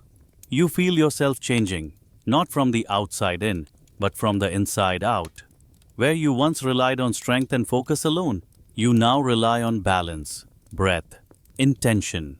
You feel connected, body to mind, mind to spirit, spirit to the world around you. Your movements feel more fluid, your awareness broader, your confidence quieter but deeper. Your teacher notices. He nods approvingly when your posture holds steady, when your breath remains calm during exertion, when your eyes no longer dart but soften into focus. You are learning to carry yourself, he says. Soon, you will learn to carry duty. The word lands gently but firmly. Duty. You feel its presence like a distant horizon finally coming into view, a horizon you've been walking toward for years without fully naming it. As the final days of this training pass, you sense another shift approaching, not a divine one this time, but a worldly one. The skills you've gained, inner calm, clarity, breath control, spiritual steadiness, feel like preparation, not completion. The world is calling you forward again, this time not to learn, but to serve. Your journey with breath and stillness draws to a close with one last early morning meditation. You sit facing the rising sun, the first rays spilling across the land. Your breath moves easily, your mind still, your heart steady. And somewhere deep inside, you feel readiness blooming. The world awaits you, not just as a traveler or a student, but as someone prepared to step into responsibility. Your time of wandering and inner growth is ending, and the call of duty rises with the dawn. Your breath settles into an easy rhythm as the sun continues to rise before you, warming your face, brightening the river, and illuminating the quiet strength you've worked so hard to develop. The stillness you've cultivated feels like a companion now, steady, reliable, always within reach. When you stand from your meditation seat, your limbs move with the kind of quiet certainty that only comes from deep inner practice. You sense the shift coming long before it arrives. Your teacher approaches you from behind, his steps light but purposeful. He studies your posture, the way you carry yourself, the calm in your eyes. After a moment, he places a hand on your shoulder. "You're ready," he says simply. There are no tests, no final sparring matches, no demonstrations of ability. The real examination already happened in the silence, in the breath, in the way you held yourself when no one watched. You feel the truth of that as he leads you away from the river, toward a part of the hermitage you've never seen before. A secluded grove marked by ancient stones carved with symbols older than any kingdom. The air feels sacred the moment you step inside. Here, the trees stand taller, their branches interwoven as though forming a natural temple. Sunlight filters through them in soft golden beams that shift with each breeze. At the center of the grove lies a wide stone platform, smooth from countless feet over countless years. Your teacher walks to its edge and gestures for you to step forward. "This is where warriors take the oath," he says. Not an oath to a king, not to a lineage, not even to a teacher. It is an oath to Dharma itself. You swallow, feeling the gravity of the moment settle in your chest. Dharma, truth, harmony, cosmic order, the right path. You've heard the word your entire life, but today it feels like a living presence, watching, waiting. Your teacher motions for you to kneel. Before you speak, he says, understand what this vow demands. It is not glory, it is not victory, it is responsibility. To act even when no one sees, to choose integrity even when the world rewards deceit, to hold compassion in one hand and justice in the other. Are you willing to live by such a burden? You let your breath guide your answer. I am. Your teacher nods, satisfied. He steps back.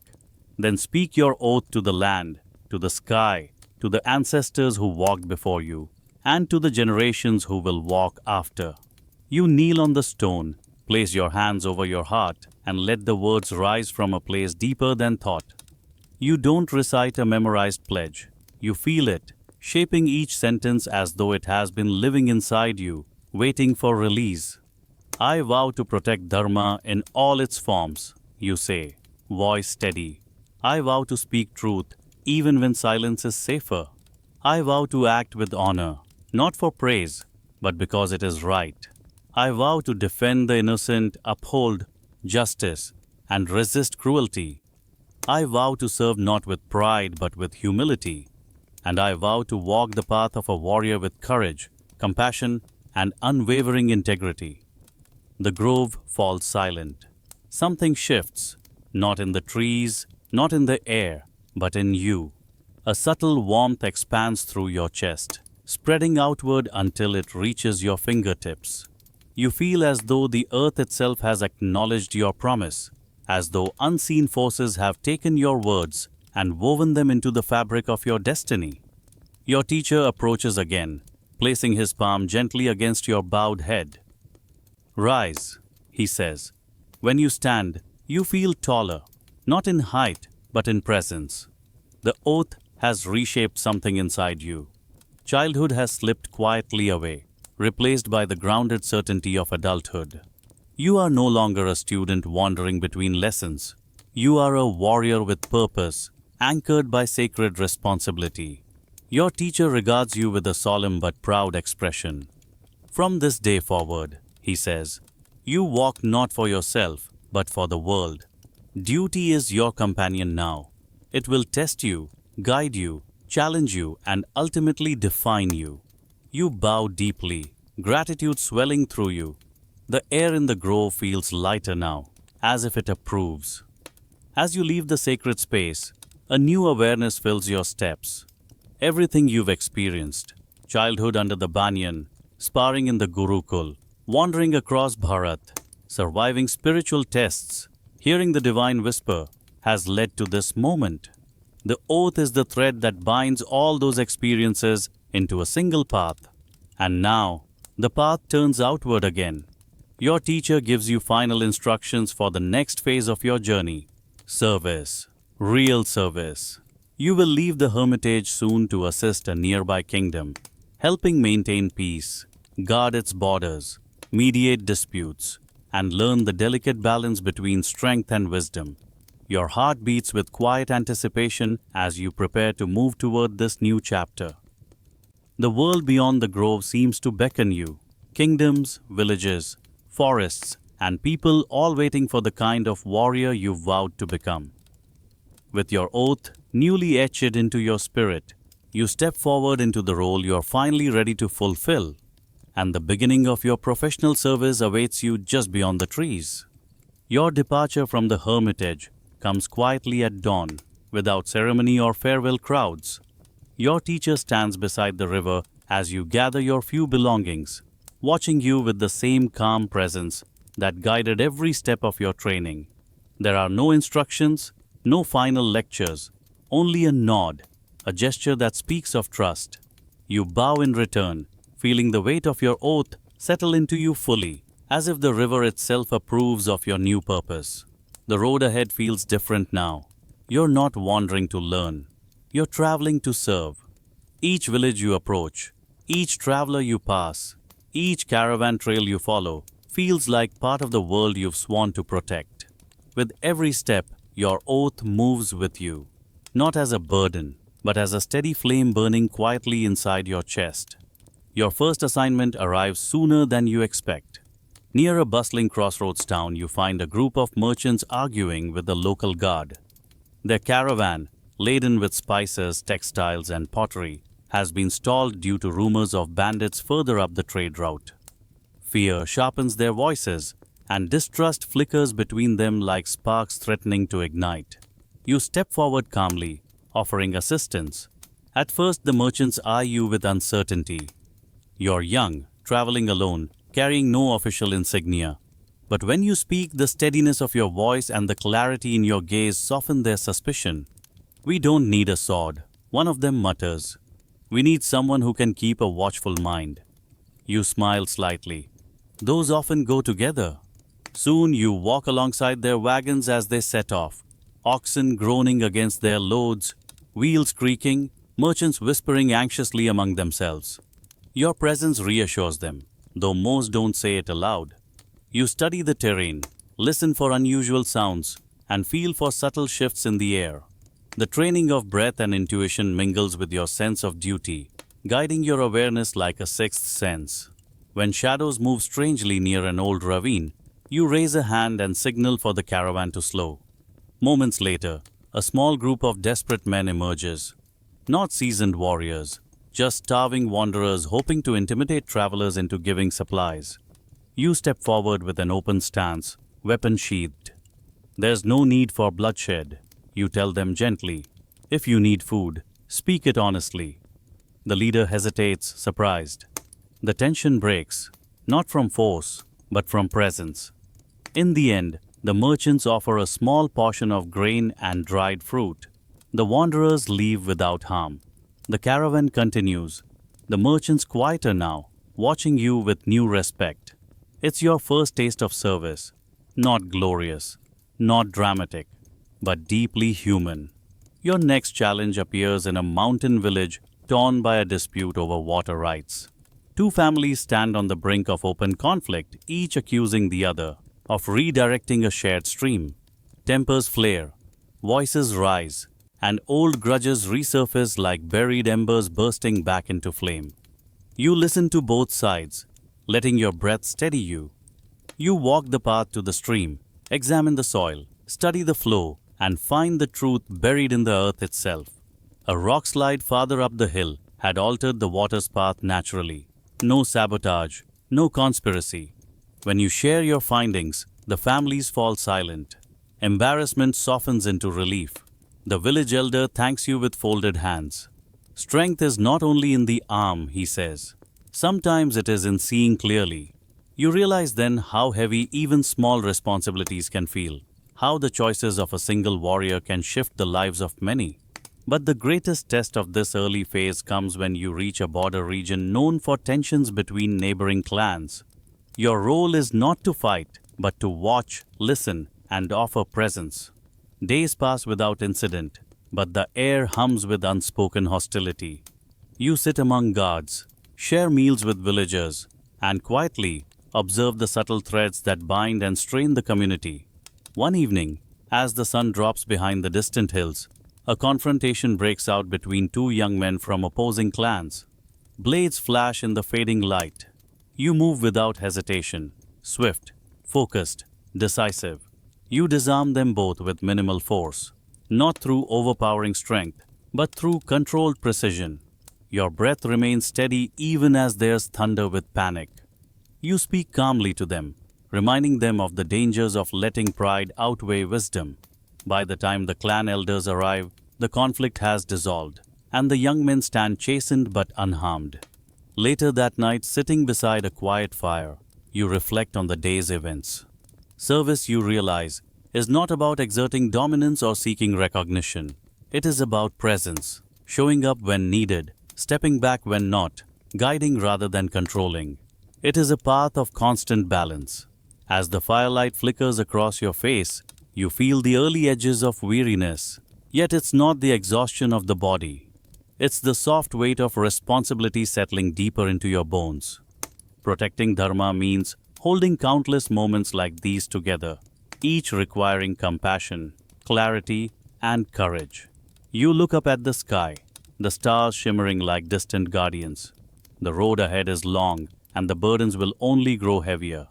But something inside you has strengthened with each challenge, each decision, each quiet act of service.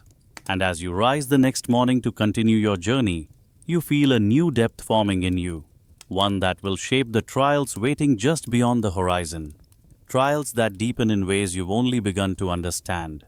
Your days of service stretch into weeks, then months, each assignment shaping you in ways you didn't expect. The quiet victories, preventing a fight, guiding a caravan, settling disputes, leave you thoughtful long after the dust settles. You begin to notice how others look to you now, not as a wandering young warrior, not as a student, but as someone steady enough to anchor a tense situation, calm enough to see clearly, firm enough to act with purpose. That shift becomes unmistakable the morning a senior officer approaches you near a border outpost. "We're short on personnel," he says, studying you with measured eyes. "I've watched how you work. You don't just solve problems, you prevent them. I'm putting a small unit under your supervision." The words land with a quiet weight, heavier than any weapon you've ever lifted. You accept the assignment without hesitation, but as the officer walks away, a knot forms in your stomach.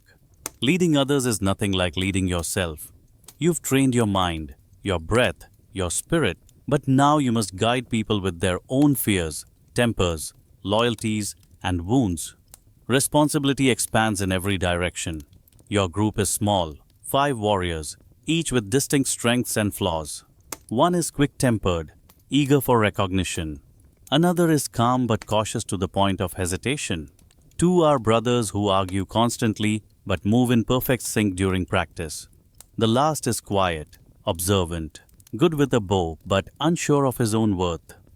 Your first task as their leader is simply watching them, learning their rhythms, understanding what motivates them, noticing how they react under pressure.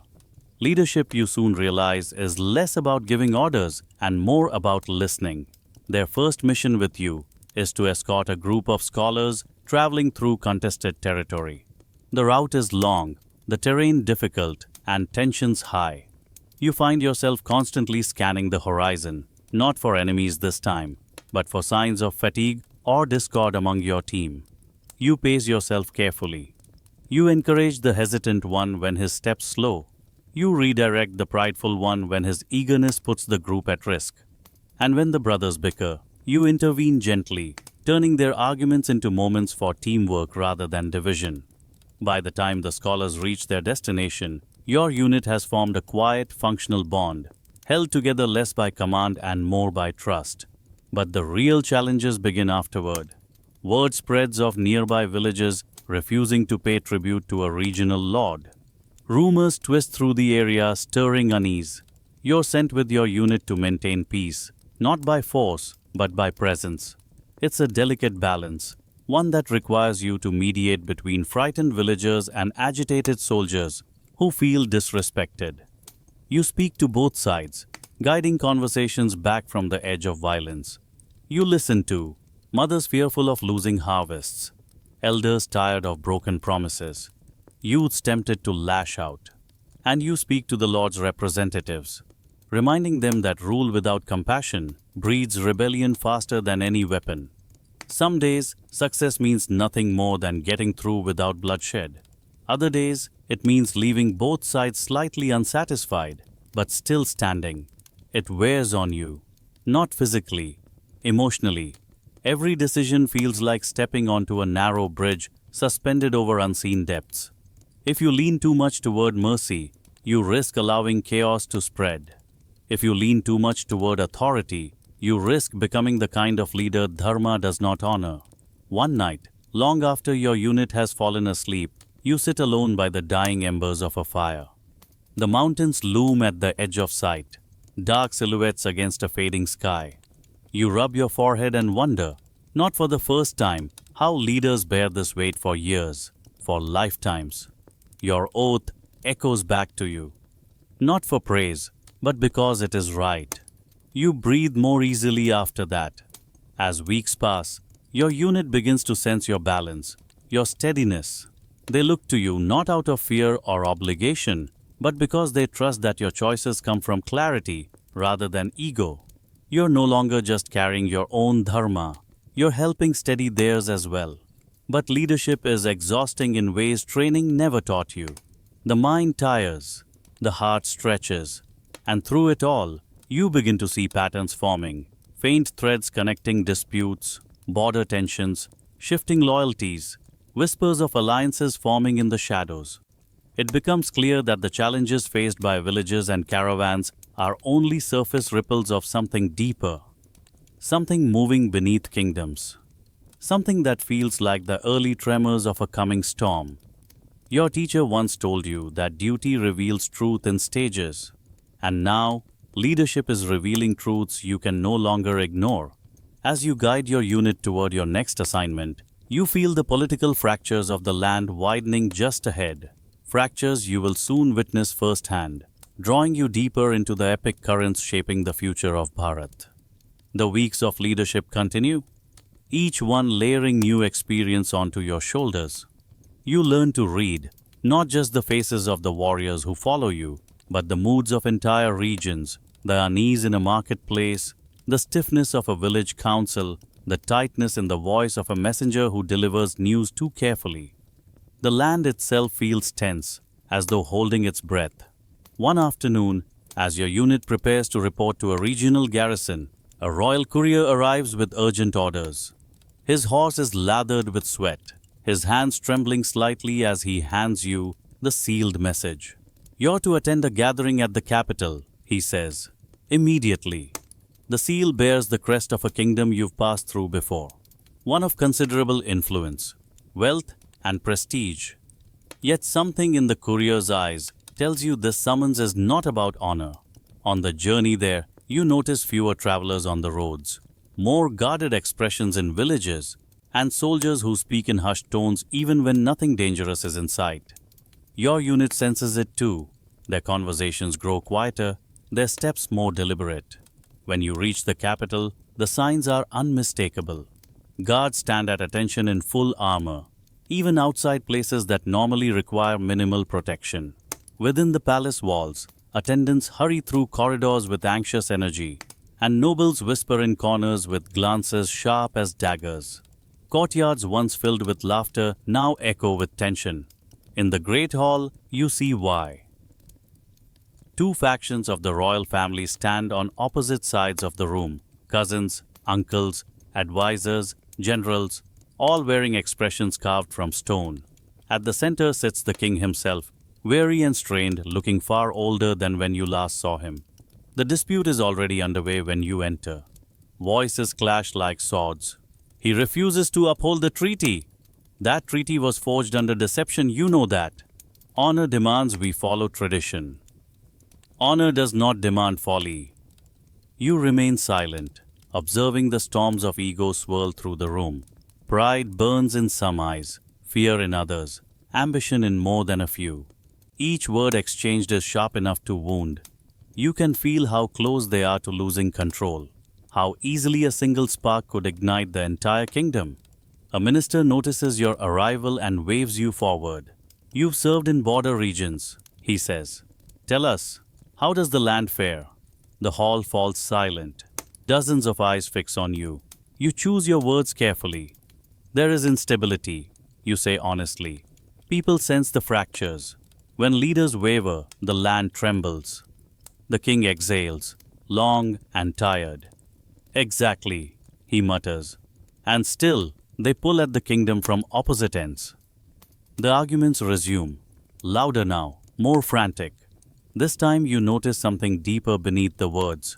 Not just disagreement, but erosion. Old bonds thinning, family ties fraying, advisors turning into strategists for their own interests, soldiers aligning themselves quietly with different houses. What you're witnessing isn't a simple dispute. It's the early stages of division. You step out of the hall after hours of debate, your mind heavy. The palace corridors feel colder now, the shadows longer. You join a group of guards by a torchlit balcony, watching the city below. Even from a distance, the tension is visible. The clustered crowds, the divided markets, the secretive gatherings in alleyways. One of the senior guards speaks without looking at you. It used to be peaceful here, he says, but peace cracks long before war shows its face. You think of your teacher's words, of the divine voice, of the responsibilities you carry. Leadership taught you that conflicts begin long before swords are drawn, and now you're seeing it on a kingdom-wide scale. Over the next several days, you're asked to sit in on council meetings, mediate between minor officials, and offer insight from your neutral position. You're careful, always careful, not to be pulled into the political game. But even neutrality draws attention. Some see it as wisdom, others see it as a threat. Still others simply don't know what to make of you. What troubles you most is not the shouting, or the threats veiled in polite language, or the advisors manipulating facts to gain leverage. It's the silence of bonds breaking quietly, the silence of truths left unspoken because they're too costly, the silence before storms. Late one night, as you walk through a courtyard illuminated only by moonlight, you overhear two high-ranking nobles arguing in hushed voices. If this continues, one whispers, the kingdom will split, and if we split, others will follow. The other replies, this is only the beginning. Greater conflicts are stirring across Bharat. Even now, powerful families are choosing sides. Their words wrap around your heart like cold wines. You look up at the moon, pale and watchful, and feel a realization settle deep inside you. What you're witnessing is not isolated. These fractures echo across the land. Alliances are shifting everywhere. The tension you sensed on the roads, in the villages, among soldiers, it's all part of something larger, something inevitable. Your role in this world is no longer a quiet one. Your oath is about to be tested on a scale far greater than anything you've known. As you leave the courtyard and walk back toward your temporary quarters, you feel the world shifting under your feet, subtle, steady, undeniable. And ahead, just beyond the horizon of this fractured kingdom, lies the widening scope of conflict that will shape your destiny and lead you into the vast, mythic currents of chapter 18. You leave the courtyard with the noble's whispered fear still echoing in your mind, even as you walk through the palace's dim corridors, past torches flickering against carved stone walls. You feel the tension rising like heat from the earth. Something unseen is shifting. The kingdom's arguments, once political and petty, now carry the weight of consequences that could spread far beyond any single border. By morning, the palace feels transformed. Not visibly, not yet, but in the energy that pulses through the halls. Servants move quickly, avoiding eye contact. Guards stand in tighter formations. Advisors speak in clipped phrases as they hurry past one another. You sense it instantly. They all know something has begun. Your suspicions are confirmed when a summons arrives, calling you to a private council chamber. Inside, a map sprawls across a polished wooden table. Candles drip wax onto its edges, their flames wavering as if uncertain of their own stability. Around the table stand generals, ministers, and envoys from neighboring regions. Their faces are stern, their eyes shadowed with strain. A general taps the map with the blunt end of a dagger.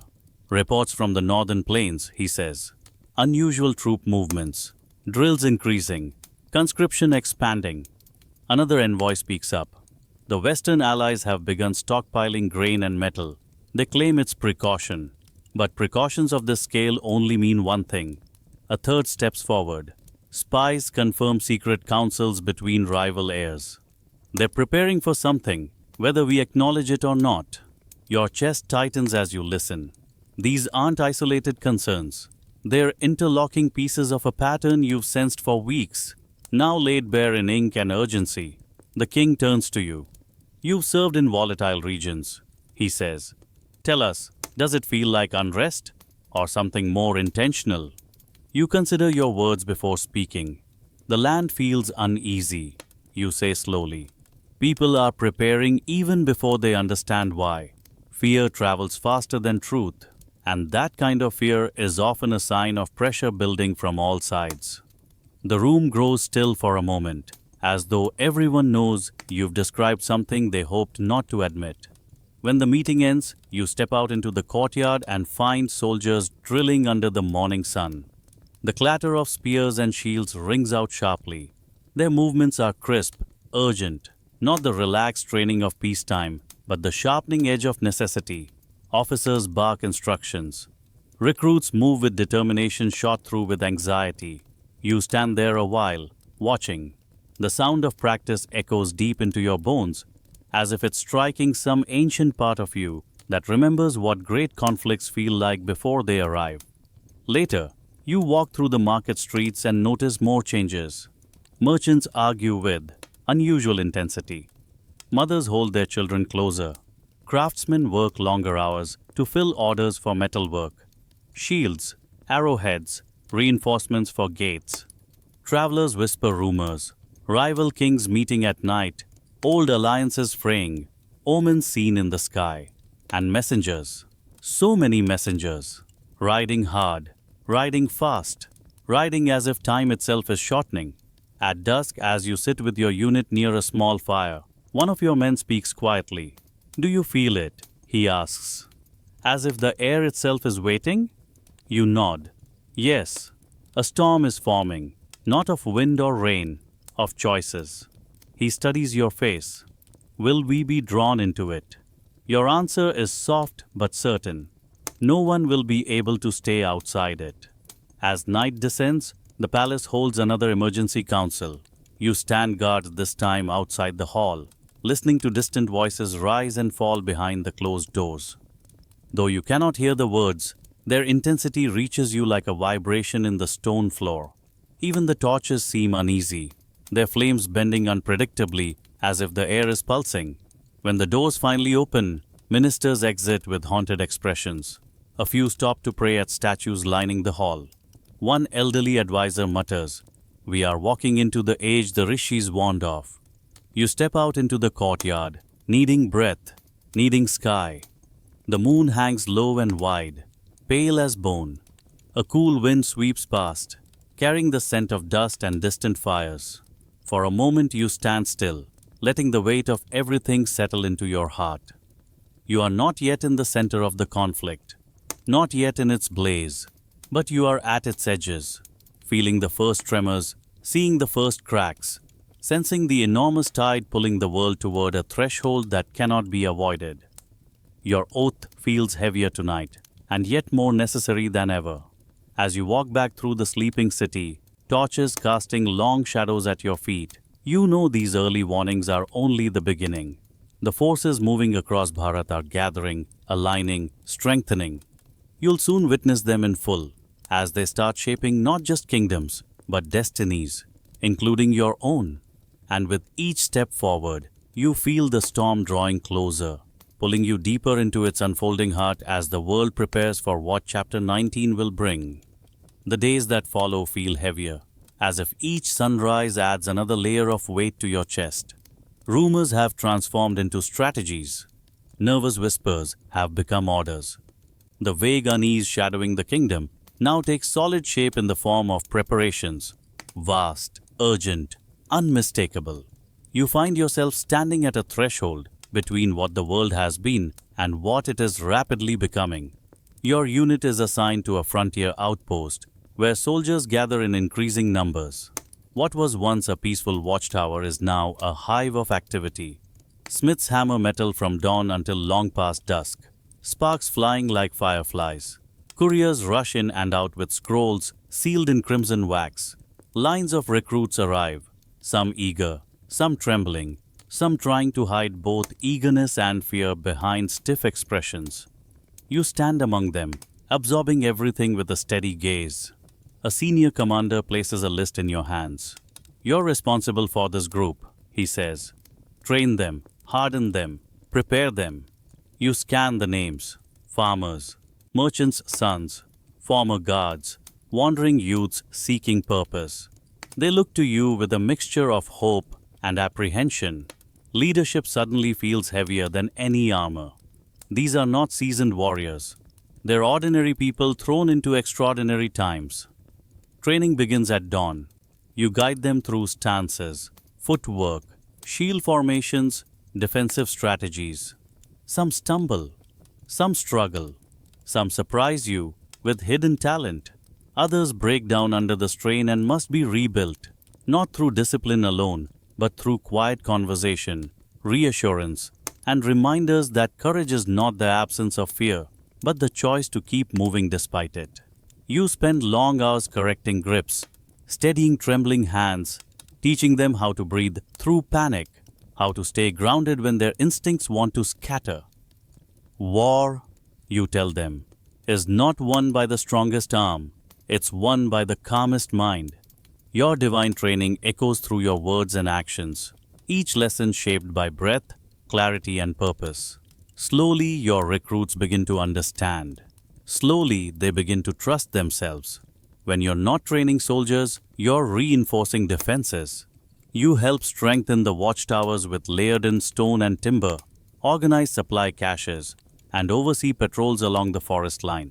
You walk the perimeter at night, listening to every rustle of wind, every shift in the brush. Tension rides the air like static. Even the animals seem restless, as if sensing the world's shifting rhythm. Some evenings, you meet with other officers. They spread maps across tables and argue in low voices about border risks, enemy movements, hidden alliances forming in the shadows. You see weariness in their faces, the kind that comes from understanding just how difficult the coming days will be. One night, after a long strategy meeting, you step outside to be BTDP. Breathe the cold night air. Stars glitter overhead, bright but distant. You think of the divine voice you heard under the shimmering dream sky, how it told you to listen not with your ears, but with your spirit. So you listen now, not for words, but for truth. And the truth is clear. Everything is changing. You feel it in the ground beneath your feet, in the way soldiers walk, in the way people pray harder than before, in the way silence grows heavier between spoken fears. Despite the strain, there are moments of quiet humanity that shine through. A recruit carving a protective symbol onto his shield. Two soldiers sharing their last piece of fruit. A village woman offering water to a passing patrol with trembling hands, whispering a blessing she hopes will help. You hold on to these moments. They steady you, remind you what you are preparing to protect. Then, one morning before dawn, a horn sounds from the northern watchtower. Its note is long, low, unmistakable. Not an alarm, not a call for reinforcements, a summons for officers, leaders, those entrusted with the heaviest truths. You leave your breakfast untouched and ascend the tower steps two at a time. The commander stands waiting, face pale, eyes clouded with the seriousness of someone who has run out of comforting words. He hands you a sealed scroll. "This has come from the capital," he says quietly, "from the highest council." You break the seal and begin reading. Each line tightens your throat. Each message confirms what everyone feared but avoided speaking aloud. The patrols have been attacked. Alliances are fracturing. Troop movements on multiple fronts have escalated beyond containment. Diplomacy has failed. The final line is written in a firm, uncompromising hand. The conflict is now inevitable. Prepare for war. You lower the scroll slowly, feeling the weight of those words settle into your bones. For a long moment, the world stands perfectly still. Wind paused, breath caught, destiny drawing a single sharp breath before exhaling into the next era of existence. Around you, officers murmur in disbelief, dread, resolve. Below the tower, soldiers sense the shift in atmosphere even before they hear the news. A collective awareness spreads like a ripple across the outpost. You can feel it, an entire world crossing an invisible threshold. You close your eyes briefly, grounding yourself in breath, in dharma, in the oath carved into your soul. The Great War cannot be avoided now, and everything you have learned, every hardship, every lesson, every divine whisper, will soon be tested on a scale far beyond anything you've faced. When you open your eyes again, dawn has just broken over the horizon, painting the sky with streaks of gold and fire. A fitting beginning for the chapter of your life that now awaits, and for the immense currents of destiny that will sweep you into chapter 20. The outpost stirs before the sun has fully lifted from the horizon. What was once a place of preparation becomes a place of movement, purposeful, tense, unyielding. Orders fly across the grounds like arrows. Armor is fastened, weapons checked and rechecked, supplies loaded onto carts. The quiet edge of anticipation is gone. In its place stands certainty. The rumors have ended. The waiting has ended. The march has begun. You stand at the head of your small unit as the army lines up in long, winding columns, stretching farther than the eye can follow. Smoke from morning fires drifts upward, mingling with the cold air, blurring the edges of banners fluttering in the wind. For a moment, the scene feels unreal, like stepping into a story you heard as a child, except now the weight of its reality presses against your ribs. A horn sounds, a deep, resonant call that vibrates through your chest. The columns begin moving. Your footsteps fall in rhythm with thousands of others. Metal clinks, leather creaks, wheels groan under the weight of supplies. Horses snort and paw at the earth, sensing the tension. Somewhere behind you, a young recruit whispers a prayer under his breath. Ahead, officers ride on horseback, silhouettes framed by the early morning light. The world beyond the outpost unfolds as you march, fields giving way to forested paths. The shade cool and hushed, as though the trees themselves are watching. Birds scatter at the army's approach.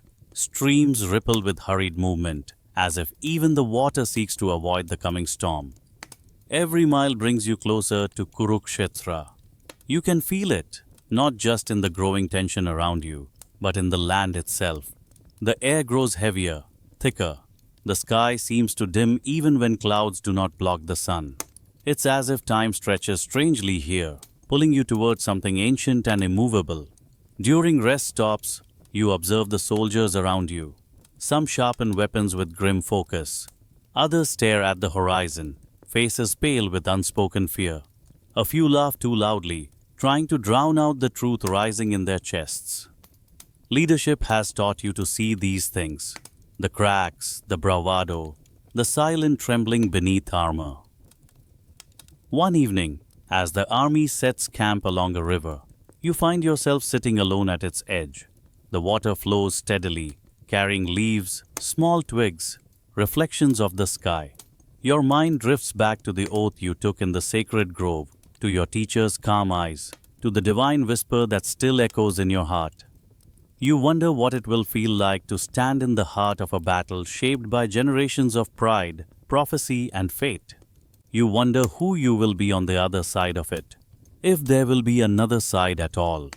The next morning, the army continues onward, passing through villages emptied of men. Women stand at thresholds watching silently as long lines of soldiers march past, their expressions heavy with fear and resignation. You bow your head to them each time, wishing you had words strong enough to offer comfort.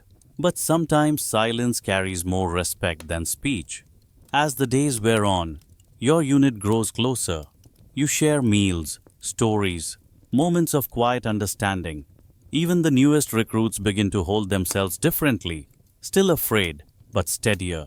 You take every opportunity to remind them of breath, of focus, of the inner stillness that separates chaos from clarity. Your teacher's lessons feel more alive now than ever before. One night, after a particularly long march, you and your soldiers camp near an open plain. The stars overhead shimmer with startling brightness, untouched by the smoke and dust of the road. You glance at the constellations, ancient markers of time and destiny, and feel a strange tug in your chest, as though the sky itself knows where you are going. You lie awake long after most have fallen asleep. The earth beneath you feels restless. The wind shifts direction suddenly, carrying with it the faint scent of ash. You sit up, heart tightening. You cannot shake the sense that something monumental waits ahead. Not just a battle, but a turning of ages. In the following days, the terrain begins to change. Hills flatten, the land opens wide, the horizon stretches endlessly, and with each step the air grows heavier. You hear distant drums, faint, rhythmic, foreboding. They are not from your army. The sound belongs to others marching from the opposite direction. Everyone feels it now. The marching slows, not by command but by collective instinct. Thousands of feet hesitating, breath catching, awareness sharpening. Officers look grim. Standard bearers clutch their banners tighter. And then, one morning, it happens. You crest a low rise and see it. A vast barren plain stretching toward the horizon. Cracked earth and pale dust swirling with each gust of wind. Camps already dot the edges. Banners of different kingdoms whip violently in the air. Smoke from cooking fires rises in thin, tense spirals. Lines of soldiers stretch in both directions, endless and silent. Kurukshetra. The name settles in your bones like cold iron. Your army halts. A ripple of unease moves through the ranks. You feel it too, an emotional heaviness, a dread not born of fear, but of knowing you have arrived at the place where destinies collide and countless lives will change forever. You inhale deeply, grounding yourself in breath, in duty, in dharma. Your steps have carried you far, through training and tests, through leadership and rising conflict. But nothing has prepared you for the emotional storm gathering now. Within you, around you, and across this ancient field, the march ends here, and the turmoil of the heart begins its ascent, ushering you into the depths of chapter 21. Camp settles slowly across the edge of Kurukshetra, like a great, weary beast lowering itself to the ground. As the sun dips behind the distant hills, the sky turns a deep copper, then purple, then a quiet, unsettling black. One by one, Campfires flicker to life, tiny islands of warmth scattered across a vast sea of tension. Smoke curls upward, forming ghost-like shapes that drift away into the night, dissolving into the silence hanging over the land. You sit with your unit near one of these fires, watching the flames shift and crackle. Every sound feels amplified. The scrape of wet stones along blades, soft murmurs of prayers, the occasional clatter of a dropped shield. Even laughter, when it appears, is brief and brittle, like a sound borrowed from another life. Across the field, thousands of warriors endure the same night, each one grappling with the truth that tomorrow could be their last. It creates a strange unity, an unspoken bond woven not from friendship, but from shared fate. You look at the faces illuminated by the firelight. Some of your soldiers stare into the flames as if hoping for answers. Others polish their weapons slowly, not out of necessity but to keep their hands busy. A few write letters home, ink trembling on parchment. You've done the same in past campaigns, but tonight feels different. This isn't just another war. It's something ancient, inevitable, and bigger than any one person. Your mind drifts to memories of your training, the quiet forest mornings, the rhythm of breath and mantra, the calm certainty of your guru's voice. He taught you that true warriors fight for dharma, not glory. And tonight, as fear and duty tug at your thoughts, you cling to that teaching like a lifeline. A young recruit sits beside you, eyes wide, fingers tapping nervously on his knee. "Do you ever get used to this?" he asks softly. You shake your head. No one ever gets used to the night before a battle, but you learn to sit with it, to breathe through it. He nods, though worry still clouds his expression. You place a hand on his shoulder. Courage isn't about feeling fearless. It's about choosing to stand even when your whole body tells you to run. He exhales shakily, but the tension in his shoulders loosens just a little. Around the camp, priests light small ghee lamps and chant ancient hymns. Their voices rise and fall in soothing waves, carrying blessings into the air. The words are old, older than the kingdoms gathered here, but they bring comfort to many. Warriors bow their heads, some with tears slipping silently down their cheeks. You rise and step away from the fire, needing space to think. The ground crunches lightly beneath your feet as you walk toward a hill overlooking the battlefield. From up here, the world looks surreal. Glowing dots of firelight scattered across the gloom, stretching so far that they merge with the horizon. Across the plain, the enemy's fires shine, just as brightly. Two great forces, so different, yet so similar in their fear and resolve, mirroring each other on opposite ends of destiny. A cold wind sweeps across the hill, carrying the faint scent of dust and something metallic, like the taste of fate itself. You close your eyes and breathe deeply. This land feels sacred, as if remembering every footstep, every oath, every hope and fear pressed into its soil. For a moment, you imagine the lives you might take tomorrow, faces you will never know, families who will wait for warriors who will never return. The weight of that truth rests heavy on your chest. But so does the certainty that if you turn away now, others, innocent others, will suffer for your absence. Dharma is rarely simple, but it is always necessary. As you open your eyes, the moon slips out from behind a cloud, bathing the plain in a pale, haunting light. The battlefield stretches endlessly, silent and waiting. You feel small standing before it, yet also deeply connected to something vast and eternal. Footsteps approach. It's one of your fellow officers. "Couldn't sleep either?" he asks. "No," you answer quietly.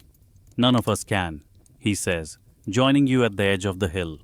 "But dawn will come whether we're ready or not." You nod.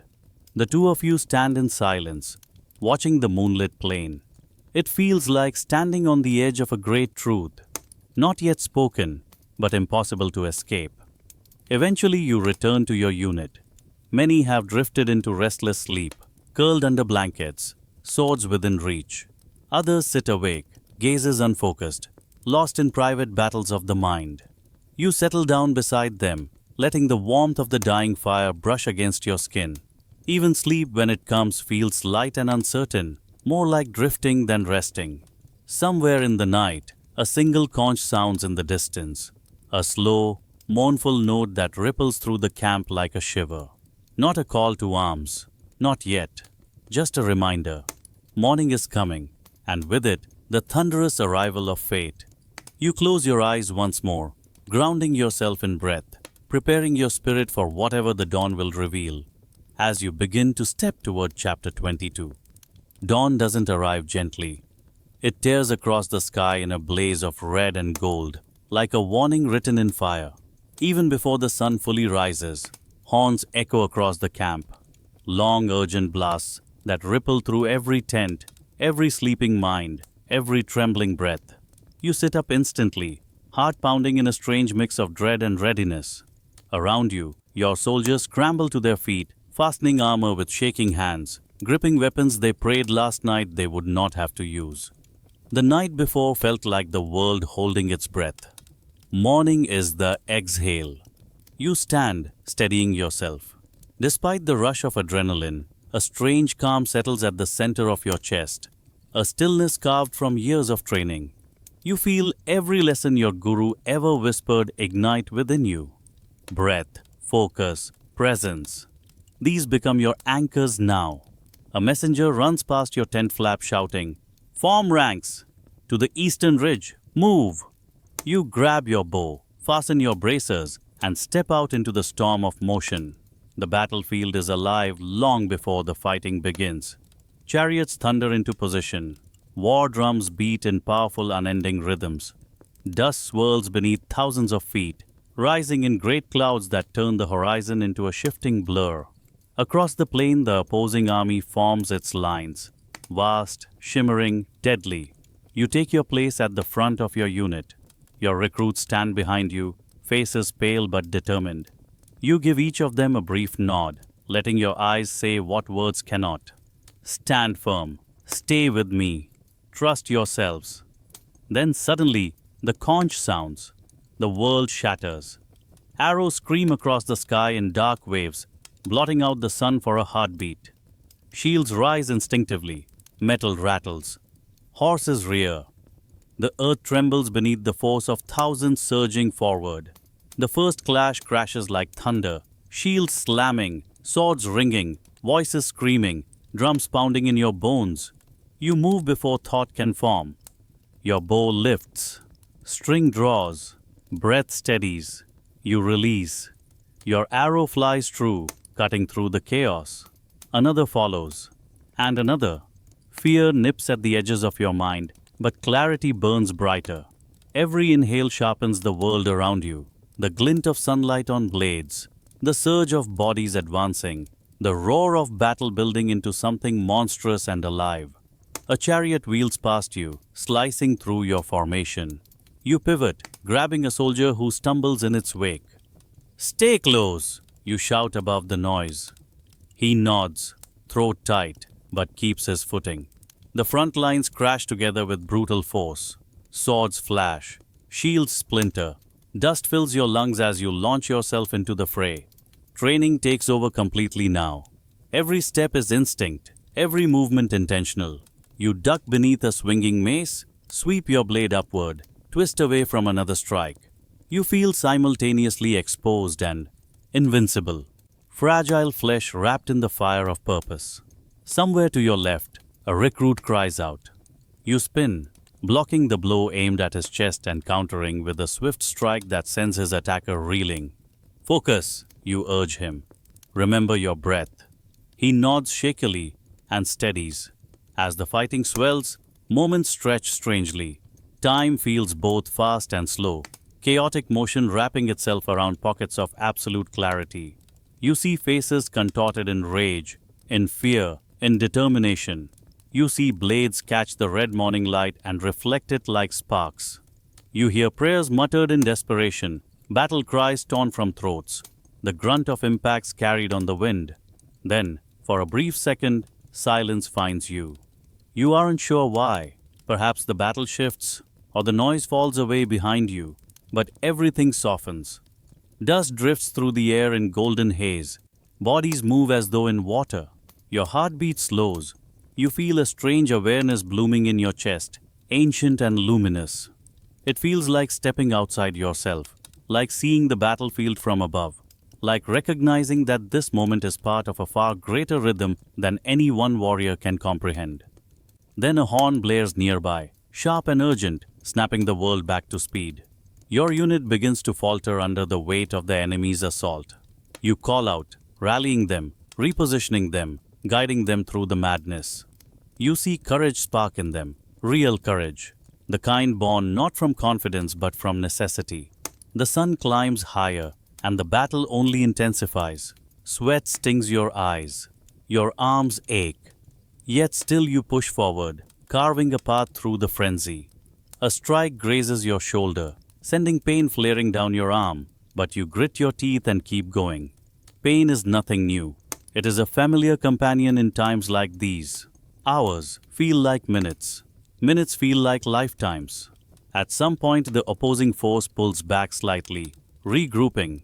Both sides breathe in ragged gasps, stepping back just long enough to understand what has begun here. The battlefield is littered with broken shields, snapped arrows, trampled earth. The cries of the wounded rise like a low, mournful chant. The air tastes of dust, sweat, and iron.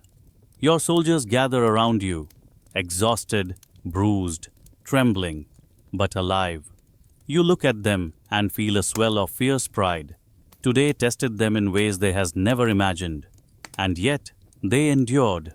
But the day is far from over. The war is far from over. As the enemy regroups across the plain, you feel the next wave forming, larger, heavier, inevitable. The first clash was only the beginning. You know the coming days will grind everything you are down to its rawest truth. You inhale, steadying yourself once more. Because the long struggle, grueling, unrelenting, soul-shaping, waits just ahead. And with the battlefield simmering under the harsh, midday sun, you step forward toward chapter 23, HTT. The battlefield never truly rests. Even during the brief lull after the first clash, you can feel the tension humming beneath the surface, like a great beast drawing breath before it roars again. The sun hangs high, harsh and unforgiving, casting long shadows over the churned earth. Around you, healers rush to the injured, officers bark new formations, and the air thickens with dust and the metallic scent of blood. And before your pulse has even steadied, the horns sound again. What follows is not one battle, but a chain of them, days blending into each other until time becomes a blur of noise, motion, and unending strain. Each dawn begins with the same ritual, the tightening of armor straps, the quiet sharing of water, the brief, heavy silence before the first drumbeat calls you forward. You march out alongside your soldiers, knowing exactly what awaits, yet carrying the hope that today might bring some breakthrough, some shift in momentum. But war has a way of grinding down hope, reshaping it into endurance. The first hours of each day are chaotic. The enemy charges, withdraws, flanks, surprises. Lines buckle and reform. Dust clouds rise so thick you sometimes fight silhouettes, relying on instinct to distinguish friend from foe. The sounds never stop. The crash of shields, the clash of metal, the screams, the ragged breaths, the war cries ripped from exhausted throats. By midday, the battlefield simmers like a forge. Sweat stings your eyes, armor burns against your skin, and every movement feels carved from effort. You fight through the haze, aware of each bruise accumulating beneath your gear, each cut throbbing despite the adrenaline. Your unit suffers losses. Some fall. Some cannot rise. Their absence feels like a stone lodged in your chest. Yet the army must move, must respond, must adapt. By late afternoon, strategy meetings become frantic. Lines must be repositioned. Scouts return with inconsistent reports. Rumors spread of allies faltering, of unexpected reinforcements, of betrayals whispered on the wind. Each commander interprets the shifting tides differently, and alliances within your own army subtly rearrange, some growing stronger under pressure, others cracking under strain. You feel it even among your peers. Fear makes some sharper, others unstable. Pride clashes with pragmatism. Old rivalries simmer beneath forced cooperation. Still, everyone fights. Everyone bleeds. Everyone pushes on because the alternative, giving ground to fate, feels unbearable. At night, exhaustion blankets the camp. Campfires burn low. Warriors sit slumped against shields or each other. Conversations drift in fragments. Memories of home, names of fallen friends, prayers spoken too quietly to be overheard. Some sharpen their weapons in numb repetition. Others stare into nothing, hands trembling from the day's violence. You tend to your wounds in silence. Your shoulder throbs. Your ribs ache from where a mace struck. There's a deep cut along your forearm that refuses to close. Yet somehow, the physical pain feels easier to navigate than the ache in your spirit, the quiet grief settling into your bones. You think often of dharma, of the purpose that brought you here. You repeat your guru's words in your mind, clinging to them like rope in turbulent water. Breath, focus, presence. But even these anchors strain under the weight of prolonged suffering. On the second night, a soldier from your unit sits beside you, tears carving clean lines down his dirt-streaked face. He lost a friend today, someone he trained with since childhood. You don't offer empty reassurances. Instead, you sit with him, letting the silence speak. Sometimes the only comfort is not being alone in sorrow. On the third day, the enemy unleashes a new formation. Their archers fire in unpredictable waves. Their cavalry sweeps across the flank with crushing force. Your side scrambles to respond, adjusting tactics mid-battle, relying on instinct rather than careful planning. The ground becomes a map of decisions, each choice shaping the hours ahead. You find yourself fighting harder than ever, pushing past fatigue that feels bone deep. When the enemy finally withdraws at sundown, your knees nearly buckle. The cheers that rise from your ranks are thin, almost desperate. A victory, yes, but at what cost? On the fourth day, reinforcements arrive, bannered warriors whose presence lifts the spirits of your unit. For a moment, hope flickers bright again. The new troops bring fresh strength, new strategies, and a reminder that not all battles are fought alone. Still, the grind continues. Every night the sky earns more smoke. Every morning the battlefield demands more from you. Each day etches deeper lines into your face, your armor, your soul. Yet deep within you, something else is growing, an inner fire, steady and quiet. Not rage, not blind courage, something older, wiser, the accumulation of endurance, clarity, resilience. These days of relentless combat are shaping you in ways you did not expect. The war is changing you, and you sense the turning point approaching. One evening, as the sun sets blood-red over Kurukshetra, a commander calls for a meeting, one marked by urgency, tension, and the unmistakable feeling that something pivotal is about to be revealed. This slow, grinding burn of battle has led you here, inch by inch, breath by breath. And as you walk toward the command tent, heart heavy but steady, you feel the world shifting again, pulling you toward the decisive moments waiting in chapter 24. The meeting that night leaves a hollow ache inside your chest that no amount of breath or discipline can soothe.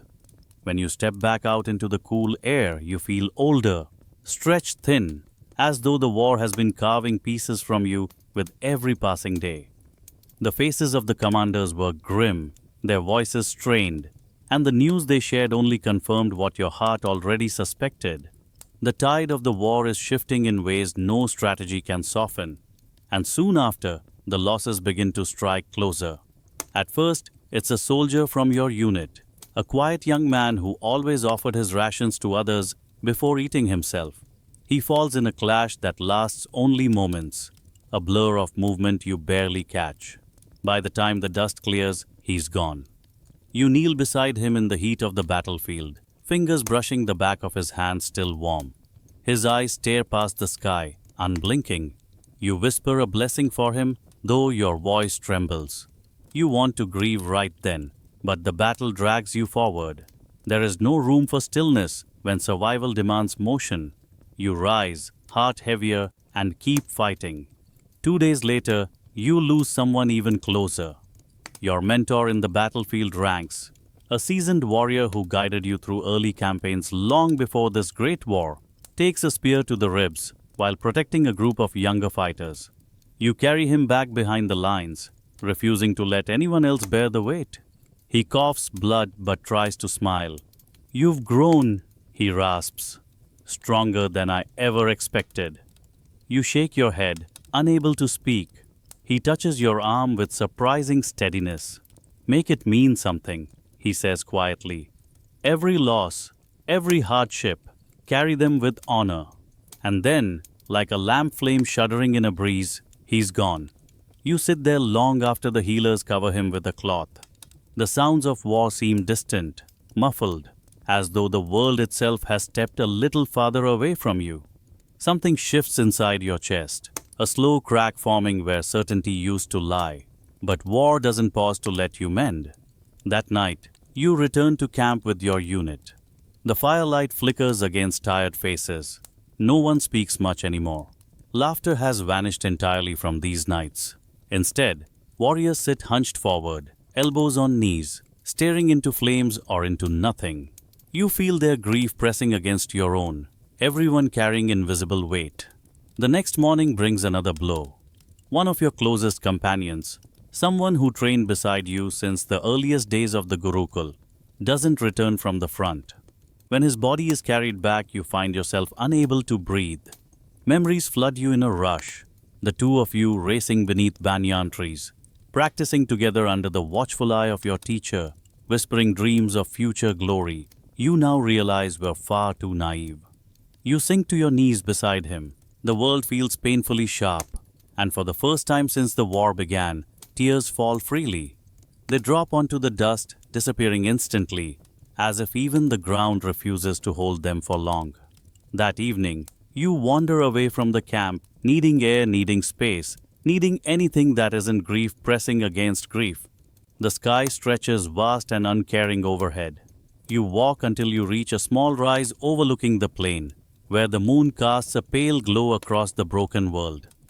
Your thoughts churn: anger, sorrow, disbelief, exhaustion. You question dharma, question destiny, question the very nature of battle. For years, you believed honor would illuminate the path. But tonight, all paths look blurred, twisted by suffering. You sit in the dust, bury your face in your hands, and let the weight of everything press down. You're not alone. Across the battlefield, countless others feel this same crushing ache. But knowing that doesn't make it easier. Minutes pass, or hours. Time becomes slippery. Eventually, you lift your head and breathe deeply, not to banish grief, but to let it settle where it needs to settle. Some truths cannot be escaped. They can only be carried. Slowly, painfully, you rise to your feet. When you return to your unit, you move differently. Not weaker, though grief has taken its toll, but steadier in a somber, grounded way. Age has crept into your spirit long before your body, and those who look at you seem to recognize it instantly. War has reshaped you, sculpting you with loss and fire. As the next day dawns, commanders announce new orders. Urgent, decisive, signaling that the final phase of the great conflict is beginning. The army must reposition. The strategies must shift. Every warrior must be ready for what comes next. You stand at the center of your unit, gaze fixed on the horizon where dust begins to rise once more. The ache in your chest hasn't faded, but it has transformed into something sharper, purpose honed by pain. The war isn't finished with you, and you aren't finished with it. With a slow exhale, you step forward, carrying the memories of those you've lost, letting them strengthen your resolve rather than weaken it. The emotional exhaustion that weighs on you now pushes you toward the threshold of what awaits in chapter 25. The next morning arrives with an eerie quiet, too quiet for a battlefield that has rarely paused its trembling breath since the war began. You sense it instantly, even before a single horn sounds or a single messenger runs across the camp. Something is shifting. The air feels charged, tense, as though destiny itself has drawn a long, deliberate inhale. As you gather with your soldiers for the day's orders, commanders move with unusual urgency. Their voices are hushed but sharp, urgency clipped into every phrase. You catch fragments as they pass. Unexpected maneuver, isolated division, enemy shift, critical moment. The words knot together into a sense of impending transformation. Then a rider gallops into camp, dust rising behind him like smoke. He dismounts before he fully stops, thrusting a sealed message into the hands of your senior officer. The officer's eyes scan the parchment, and his jaw tightens. The enemy has broken formation to isolate one of our flanks, he announces. If they succeed, our entire line may collapse. A ripple moves through the soldiers. You feel your heartbeat quicken, not from fear alone, but from the electric certainty that this is it, the moment every battle has been building toward. Your unit is ordered to move quickly toward the threatened flank. You grab your weapons, secure your armor, and sprint with your soldiers across a stretch of battered terrain. Dust fills your lungs. Shouts echo across the plain. Drums signal rapid shifts, their deep rhythms pulsing like a second heartbeat. When you arrive, the sight steals the breath from your chest. Your allies are struggling, backs to a shallow ravine, pressed by a relentless wave of enemy fighters. Their banner droops, half trampled. The officer in charge is wounded but still standing, blood streaking his armor. His voice cracks as he calls for his men to hold the line. Without hesitation, you dive into the chaos. Your blade meets resistance almost immediately.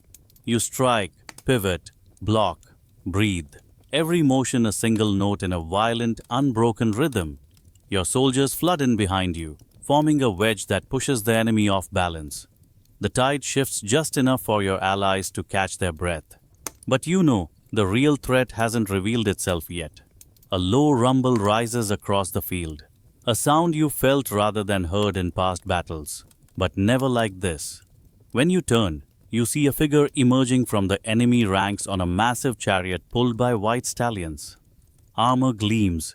A spear glitters like a shard of the sun. The soldiers around him part in reverence. A champion, a war-altering force, a moment destiny has been weaving toward you. He points his spear directly at you, and the battlefield seems to fall into a hush. Warriors nearby slow. Dust hangs suspended in the air. Even the wind pauses. There is no mistaking the intention. He has chosen you. Your grip tightens around your weapon. You feel your heart thrum, not just with fear, but with the strange electric clarity that comes when fate steps forward and names you. The champion charges. The world explodes into motion. His spear thrusts like lightning. You barely dodge, the wind of it grazing your cheek. You counter with your blade, sparks flying where metal meets metal. He moves with deadly precision, but your training responds with equal resolve. You pivot around him, drawing him away from your struggling allies. The duel becomes its own storm, fierce, frantic, a clash of wills and skill. Every strike sends vibrations up your arms. Every dodge brings you inches from death. The soldiers around you circle in awe, watching a fight that feels larger than the battlefield itself. At one point he drives you back, spear tip grazing your ribs. Pain flares hot, but it ignites something inside you. You remember your guru's guidance, the divine whisper you once heard, the breath you learned to trust above all else. You inhale deeply, grounding yourself. Then you move, not faster, not stronger, but clearer. Your body remembering ancient rhythms taught in quiet forests and moonlit courtyards. You sidestep a killing blow, drive your shoulder forward, and strike with a precision that surprises even you. The champion stumbles. You press your advantage. One strike, another. A final push of breath and will. He falls to his knees, eyes wide with disbelief, then slumps to the ground. A stunned silence ripples across the nearby ranks. Your soldiers erupt into cries, not of triumph alone, but of relief, of renewed strength. Their morale surges. The enemy falters. The line steadies. Commander seize the moment, pushing forward with renewed formation. The tide of the war turns. You stand there, chest heaving, blood pounding in your ears. You don't feel victorious. You feel shaken, changed, as though the duel carved a mark into the fabric of your life that will never fade. Around you, the battlefield reacts. Armies shifting, strategies rewriting themselves in real time. You sense destiny accelerating now, pulling everyone towards something immense and unavoidable. As the day ends, commanders confirm what you already sensed in your bones. This was the turning point. Nothing will be the same from here. The war is hurtling toward its climax, and you are now tied to its core.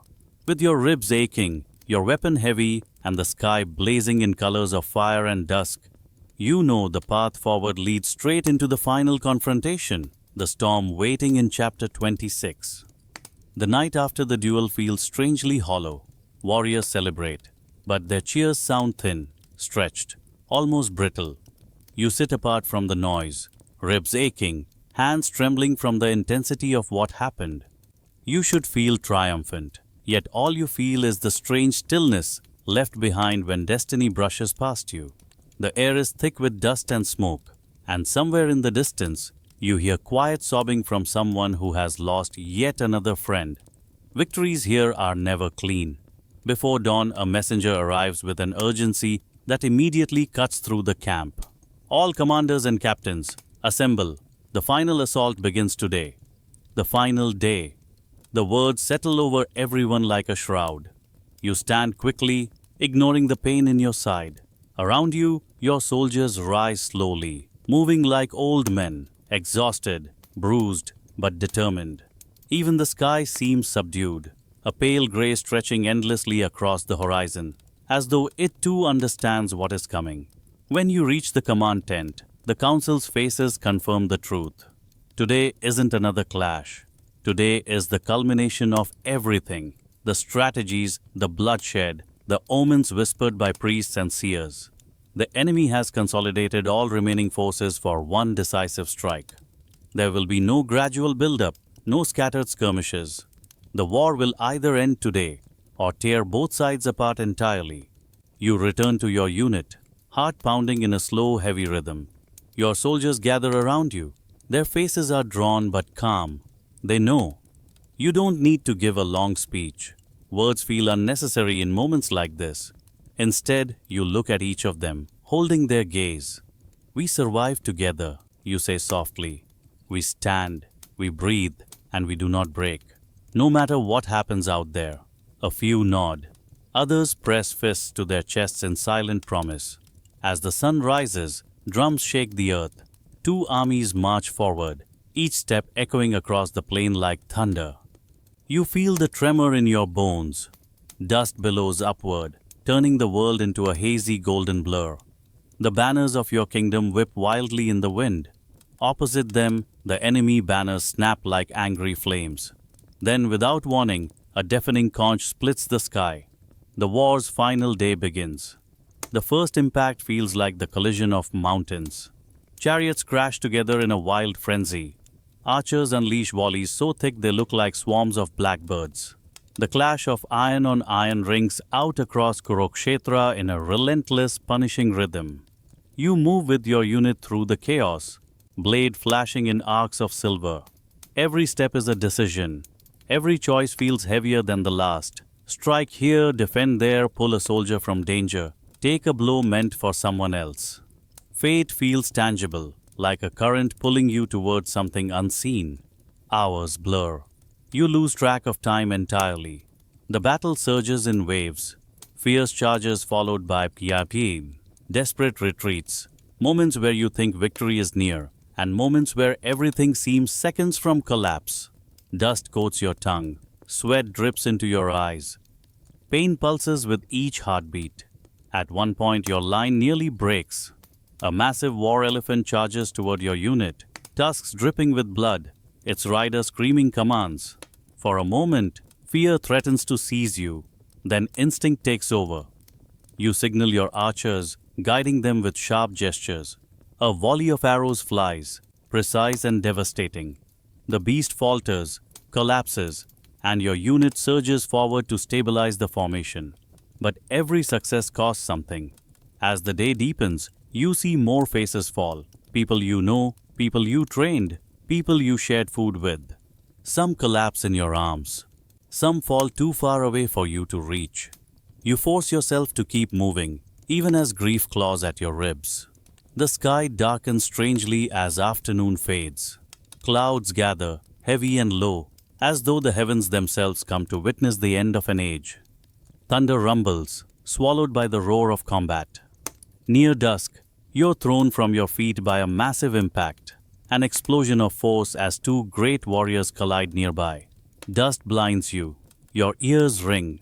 For a moment, you lie on the ground, staring up at the swirling sky, wondering if this is how it ends. But something inside you refuses. Slowly, painfully, you rise. Your legs shake. Blood drips from your arm. You grip your sword like it's the only thing tethering you to life, and you push forward through the chaos one more time. And then, suddenly, you hear it. A horn. Not a battle call. A final signal. The fighting slows. Cries turn to confusion. Soldiers pause mid-strike. Across the plain, commanders raise flags, calling retreat, calling surrender, calling the end. The war is over. You stand in place, chest heaving, sword trembling in your grip. Around you, warriors drop to their knees, too exhausted to speak. Others collapse entirely. A few stare blankly at the carnage, minds unable to process the enormity of what has happened. You are alive, but it doesn't feel like victory. It feels like survival, raw, fragile, and humbling. As the last echoes of combat fade into the bruised twilight sky, you exhale a long, trembling breath. The final day at Kurukshetra has carved something irreversible into your soul. And as you look across the devastated field, the broken weapons, the fallen bodies, the rising smoke, you realize the battle may be over, but the aftermath is only beginning. With slow, aching steps, you turn toward the future waiting in chapter 27. The battlefield falls into a silence so heavy it presses against your ears. After days of deafening noise, drums, cries, metal on metal, the sudden stillness feels unreal, almost threatening in its emptiness. You stand there for a long moment, sword still in hand, as if your body hasn't yet accepted that the fighting has stopped. The wind drags a thin veil of dust across the plain, revealing shapes, shields, chariots, bodies, strewn like forgotten fragments of a shattered world. Slowly you lower your weapon. Your fingers tremble. Around you, soldiers move as though waking from a dream. Some sink to their knees. Others wander aimlessly, calling names that will no longer be answered. A few stand frozen, staring blankly into the horizon, unable to process that they have survived when so many have not. You force your legs to move. The first steps are the hardest. Each footfall stirs dust and memories. You walk past fallen friends, fallen strangers, fallen enemies, realizing the war has made no distinction between them. All lie equal now beneath the indifferent sky. The air is thick with the smell of smoke and blood. Wisps of fire still smolder in broken chariots, curling black tendrils upward like mourning veils. The wounded moan softly, their voices thin and fragile against the vast silence. You kneel beside the nearest soldier, a young man from a neighboring regiment whose name you never learned. His armor is cracked, his breathing shallow. He looks up at you through half-lidded eyes. "Is it over?" he whispers. You swallow hard. Yes. A faint smile touches his lips. Grateful, weary. He presses his hand weakly against yours, then his arm goes limp. You sit there for a long moment, holding his cooling fingers, wishing you could have eased his suffering sooner. When you rise again, everything feels heavier.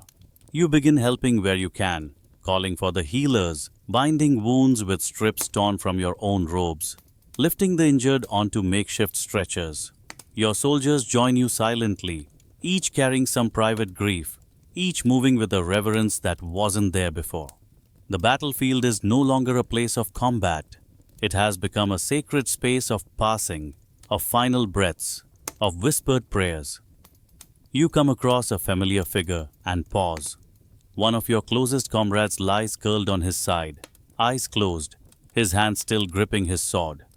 You kneel beside him, brushing dust from his brow. Memories flood back.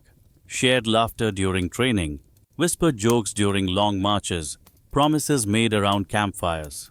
You press your forehead to his for a moment, voice breaking as you thank him for standing by you through it all. There are no words strong enough for goodbye. As the sun climbs higher, smoke lifts slowly from the plain, revealing the full scale of devastation. The vast field of Kurukshetra stretches beyond sight, littered with remnants of ambition, pride, courage, fear. Once a symbol of destiny, it now feels like a mirror, reflecting the cost of humanity's choices. You stop at the edge of a shallow ravine, looking down at the scattered remains of shields and spears.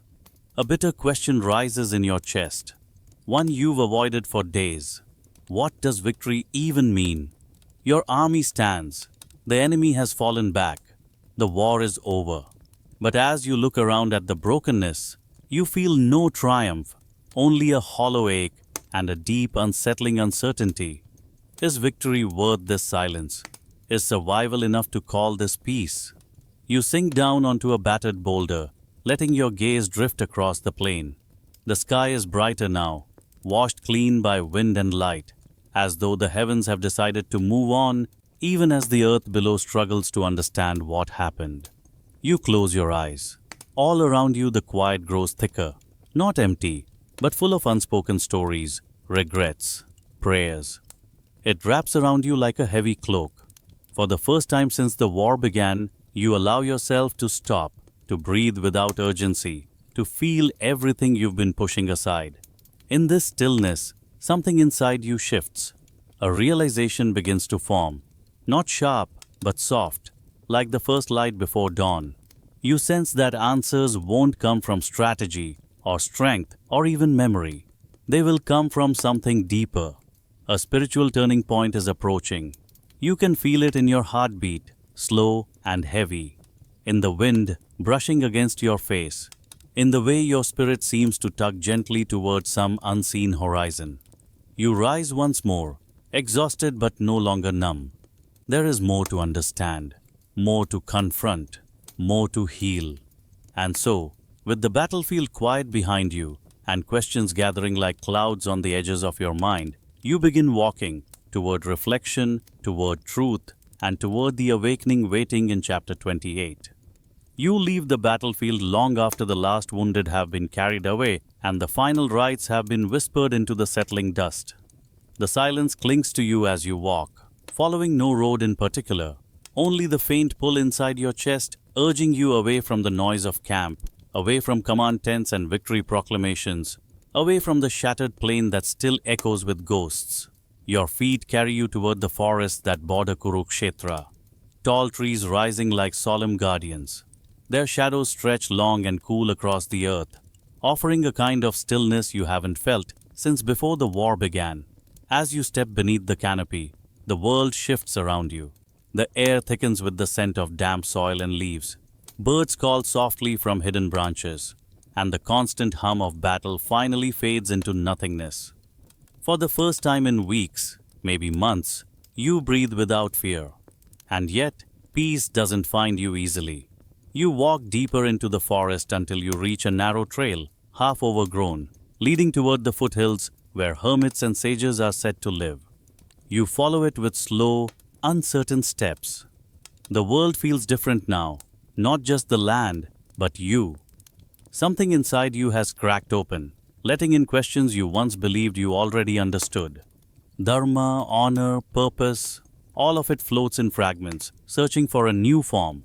Hours pass. The forest grows denser. Your legs ache, but you welcome the pain. It grounds you in the present, pulling you from memories that threaten to swallow you whole. Eventually, you find a small clearing where smoke drifts upward from a humble fire pit. A hermit sits nearby, wrapped in simple cloth, his posture perfectly straight. His eyes lift as you approach. "You carry the battlefield with you," he says softly, before you've even spoken. You sink to your knees in front of him, exhaustion breaking through your composure. "I cannot leave it behind," you admit. "Every step, it follows me." He studies you with the calm patience of someone who has seen countless warriors come seeking answers. The body can walk away from war, he murmurs, but the heart takes longer. You close your eyes, letting his words settle into the hollow space inside your chest. The hermit gestures for you to stay, and so you remain in his clearing for several days, helping gather firewood, collecting water from a nearby spring, sitting beside him in silence as the sun rises and sets. In the quiet, thoughts that once churned like storms begin to soften. One evening, as embers crackle softly between you, he asks, "What is it you seek?" The question lodges in your throat. After a long moment you answer, "Understanding, purpose, peace." He nods, as if these are the most natural longings in the world. Then learn to see the war not as a wound, he says, but as a teacher. The idea unsettles you. How can something so filled with pain be a teacher? Because pain forces growth, he replies. Because loss strips away illusions. Because only after everything falls apart do we see what remains unbroken. His words linger long after he has moved on to his meditation. You sit beneath the stars, the forest humming quietly around you, and feel something shift inside, small, delicate, like a seed pushing its first shoot above soil. As days pass, you travel farther into the hills, seeking temples where the air hums with ancient chants and the walls are cool to the touch. Priests offer you food, bindings for your wounds, and gentle wisdom that asks more questions than it answers. You find yourself drawn to the quiet corners, shaded courtyards, hidden shrines, places where the world seems paused between heartbeats. Everywhere you go, people speak of the war in hushed tones. They ask what happened. They ask why it happened. They ask how to rebuild. You find that you have no answers. Not yet. But each question presses you deeper into reflection. In one small temple, an elderly monk places his palm over your chest and says, "Victory is not the end. The end is learning who you are after the victory." His touch is light, but the truth behind his words strikes deep. You begin spending long hours alone, sitting by rivers, walking mountain paths, listening to the wind move through bamboo and banyan. Slowly, clarity begins to form, not as a single revelation, but as a gentle unfurling. You realize you are not simply mourning the lives lost. You are mourning who you were before the war shaped you. And yet, even that grief carries a lesson. You begin to sense the faint outlines of a new path, emerging like the first rays of dawn cutting through darkness. Not the path of war, not the path of blind duty, but the path of understanding, of healing, of reshaping your purpose with what remains of your spirit. One morning, standing on a ridge overlooking a valley bathed in golden light, you feel a deep, steadying calm settle into your bones. For the first time since the war ended, your breath feels like your own. You're changing. You're becoming something new. Someone who sees beyond the battlefield, beyond victory or loss. Someone ready to return to the world not as a warrior alone, but as a seeker of truth. And with that quiet, steady awakening, you find yourself turning toward a new horizon, where the journey inward will soon lead you outward once more, gently guiding you into chapter 29. The day you finally begin your journey home arrives without ceremony. No sage points the way. No vision commands you. You simply wake one morning with a feeling, a quiet certainty in your chest that it is time. The forest around you seems to agree. The breeze is gentler, the birdsong clearer, as though the world is nudging you forward. You thank the hermits and monks who offered shelter and wisdom, bowing with genuine gratitude. They bless your path with simple gestures, reminding you that clarity is something earned step by step, not granted all at once. And so you begin walking. At first your legs feel strangely unsure. You've grown used to wandering the wilderness without direction, letting your mind unwind. Now with a destination ahead of you, each step carries a weight you didn't expect. The idea of home feels distant, almost unreal, like a story you once heard rather than a place you lived. Still, you keep moving, guided by memory and instinct. The road winds through valleys, across river banks, and over stretches of grassland washed gold by the sun. You pass villages where children chase each other around clay houses, their laughter ringing through the air in a way that stirs something deep in your chest. Before the war, such sounds were normal, background noise to a peaceful life. Now they sound sacred, like music played by a world determined to heal itself one small joy at a time. Travelers greet you with cautious curiosity.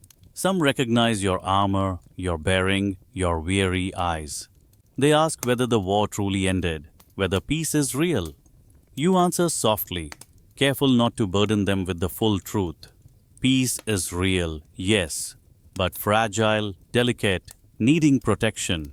You can see how desperately people want to believe things will return to normal. You want to believe it too.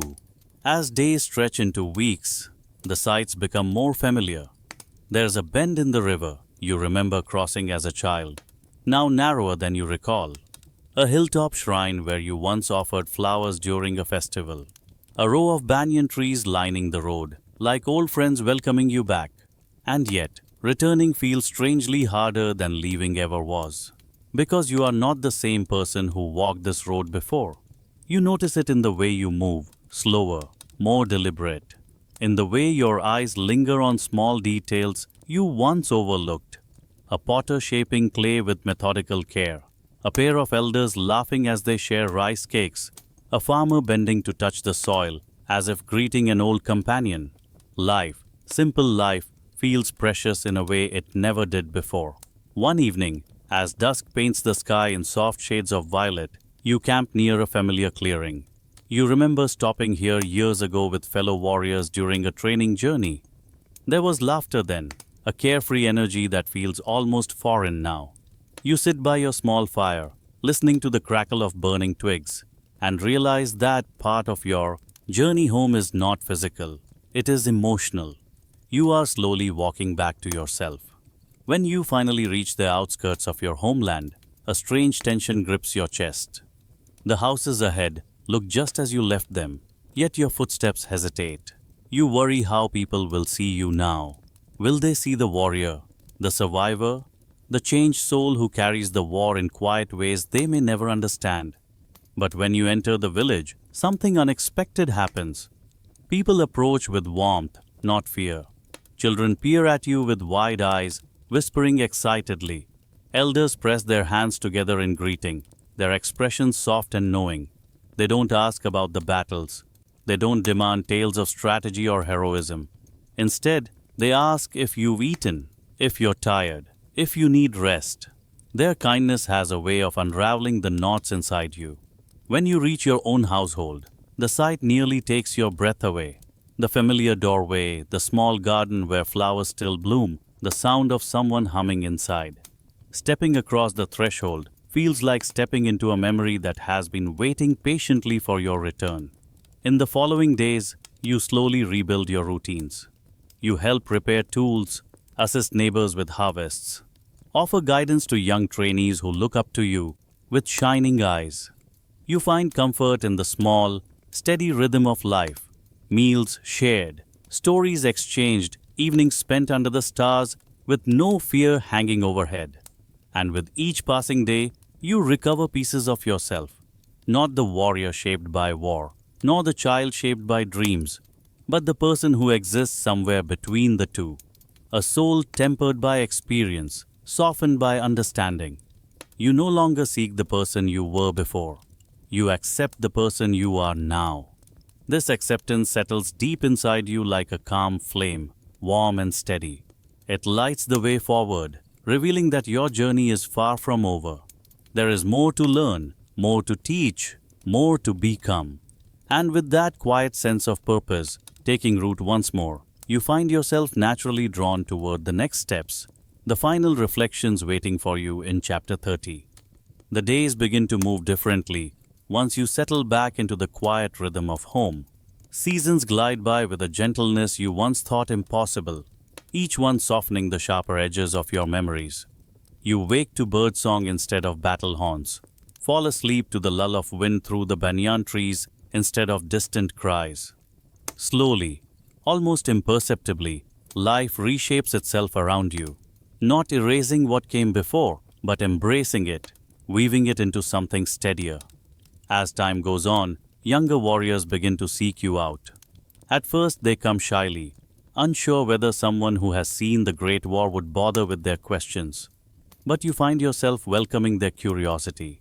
You see something familiar in their eyes, the eager spark you once carried, untouched by tragedy, bright with hope. You teach them not just how to hold a sword or draw a bow, but how to breathe before striking, how to listen before acting, how to understand the purpose of strength rather than chase the thrill of it. They hang on to every word when you speak of dharma, and even more so when you speak of restraint. Some days you tell them stories, the kind your gurus once shared beneath the old banyan tree, tales of gods wandering the earth in disguise and ordinary people rising to extraordinary challenges. Other days you simply sit with them in silence, showing them that wisdom is not always found in instruction, but often in stillness. As the years pass, you become something of an anchor for your community. People, warriors, farmers, elders, widows, come to you not for glory but for guidance. They ask you how to navigate disputes, how to choose patience over pride, how to find calm in the turbulence of life. And you offer what you can, always humbly, always remembering the hermits and monks who steadied you when the world felt unbearably heavy. Children play around your feet, tugging at your robes, begging for stories of your youth. At first you hesitate, unsure how to soften the harshness of what you lived through. But as you watch their bright faces, you realize stories don't need to chronicle every wound. They can carry truth gently, like a lamp lighting the path rather than exposing every scar. So you craft your tales with care. You speak of courage, yes, but also compassion. You speak of determination, but temper it with humility. You speak of war, but only as the shadow that teaches the value of peace. Bit by bit, your stories become threads in the fabric of your village. Lessons passed down at festivals, recited beneath starlit skies, whispered to restless children to help them drift to sleep. You live long enough to see your students grow into capable adults. Some become respected warriors. Some choose quieter lives, scholars, teachers, healers, poets. All of them, in their own way, continue the lineage you helped shape. They carry your teachings far beyond your home, spreading them across lands you once walked as a young fighter hungry for purpose. In your later years, your body slows, but your mind sharpens in ways you didn't expect. You find joy in simple things, warming your hands by the fire, listening to rain against the roof, watching the sunrise spill gold across the fields. The world you once defended with steel now feels delicate in a beautiful way, reminding you daily that peace is something to notice, not merely protect. Your hair silvers, your steps shorten, your voice softens, and one day, as twilight melts into evening and the village murmurs with distant laughter, you sit beneath the old banyan tree, your banyan tree now, and feel a deep, gentle fullness settle through you. A life lived with purpose, a journey carried with grace, a heart that has known both thunder and stillness. A few young students sit beside you, ready for another tale. But instead of speaking, you close your eyes, letting the cool breeze brush your cheeks. They wait quietly, sensing the shift. You inhale slowly, exhale even slower, and the world around you seems to hush in response. When your final breath leaves you, it is soft, like a feather drifting downward, like a lamp gently dimming at the end of a long night. There is no fear in it, no regret, only peace. Only the quiet certainty that your legacy lives on in the hearts you've shaped and the stories you've breathed into the world. Your life becomes part of the lineage now, a quiet current flowing through time, carrying dharma forward. And as the night settles over the village, your story folds into stillness, resting exactly where it belongs, in a peaceful finality that drifts softly into eternal calm.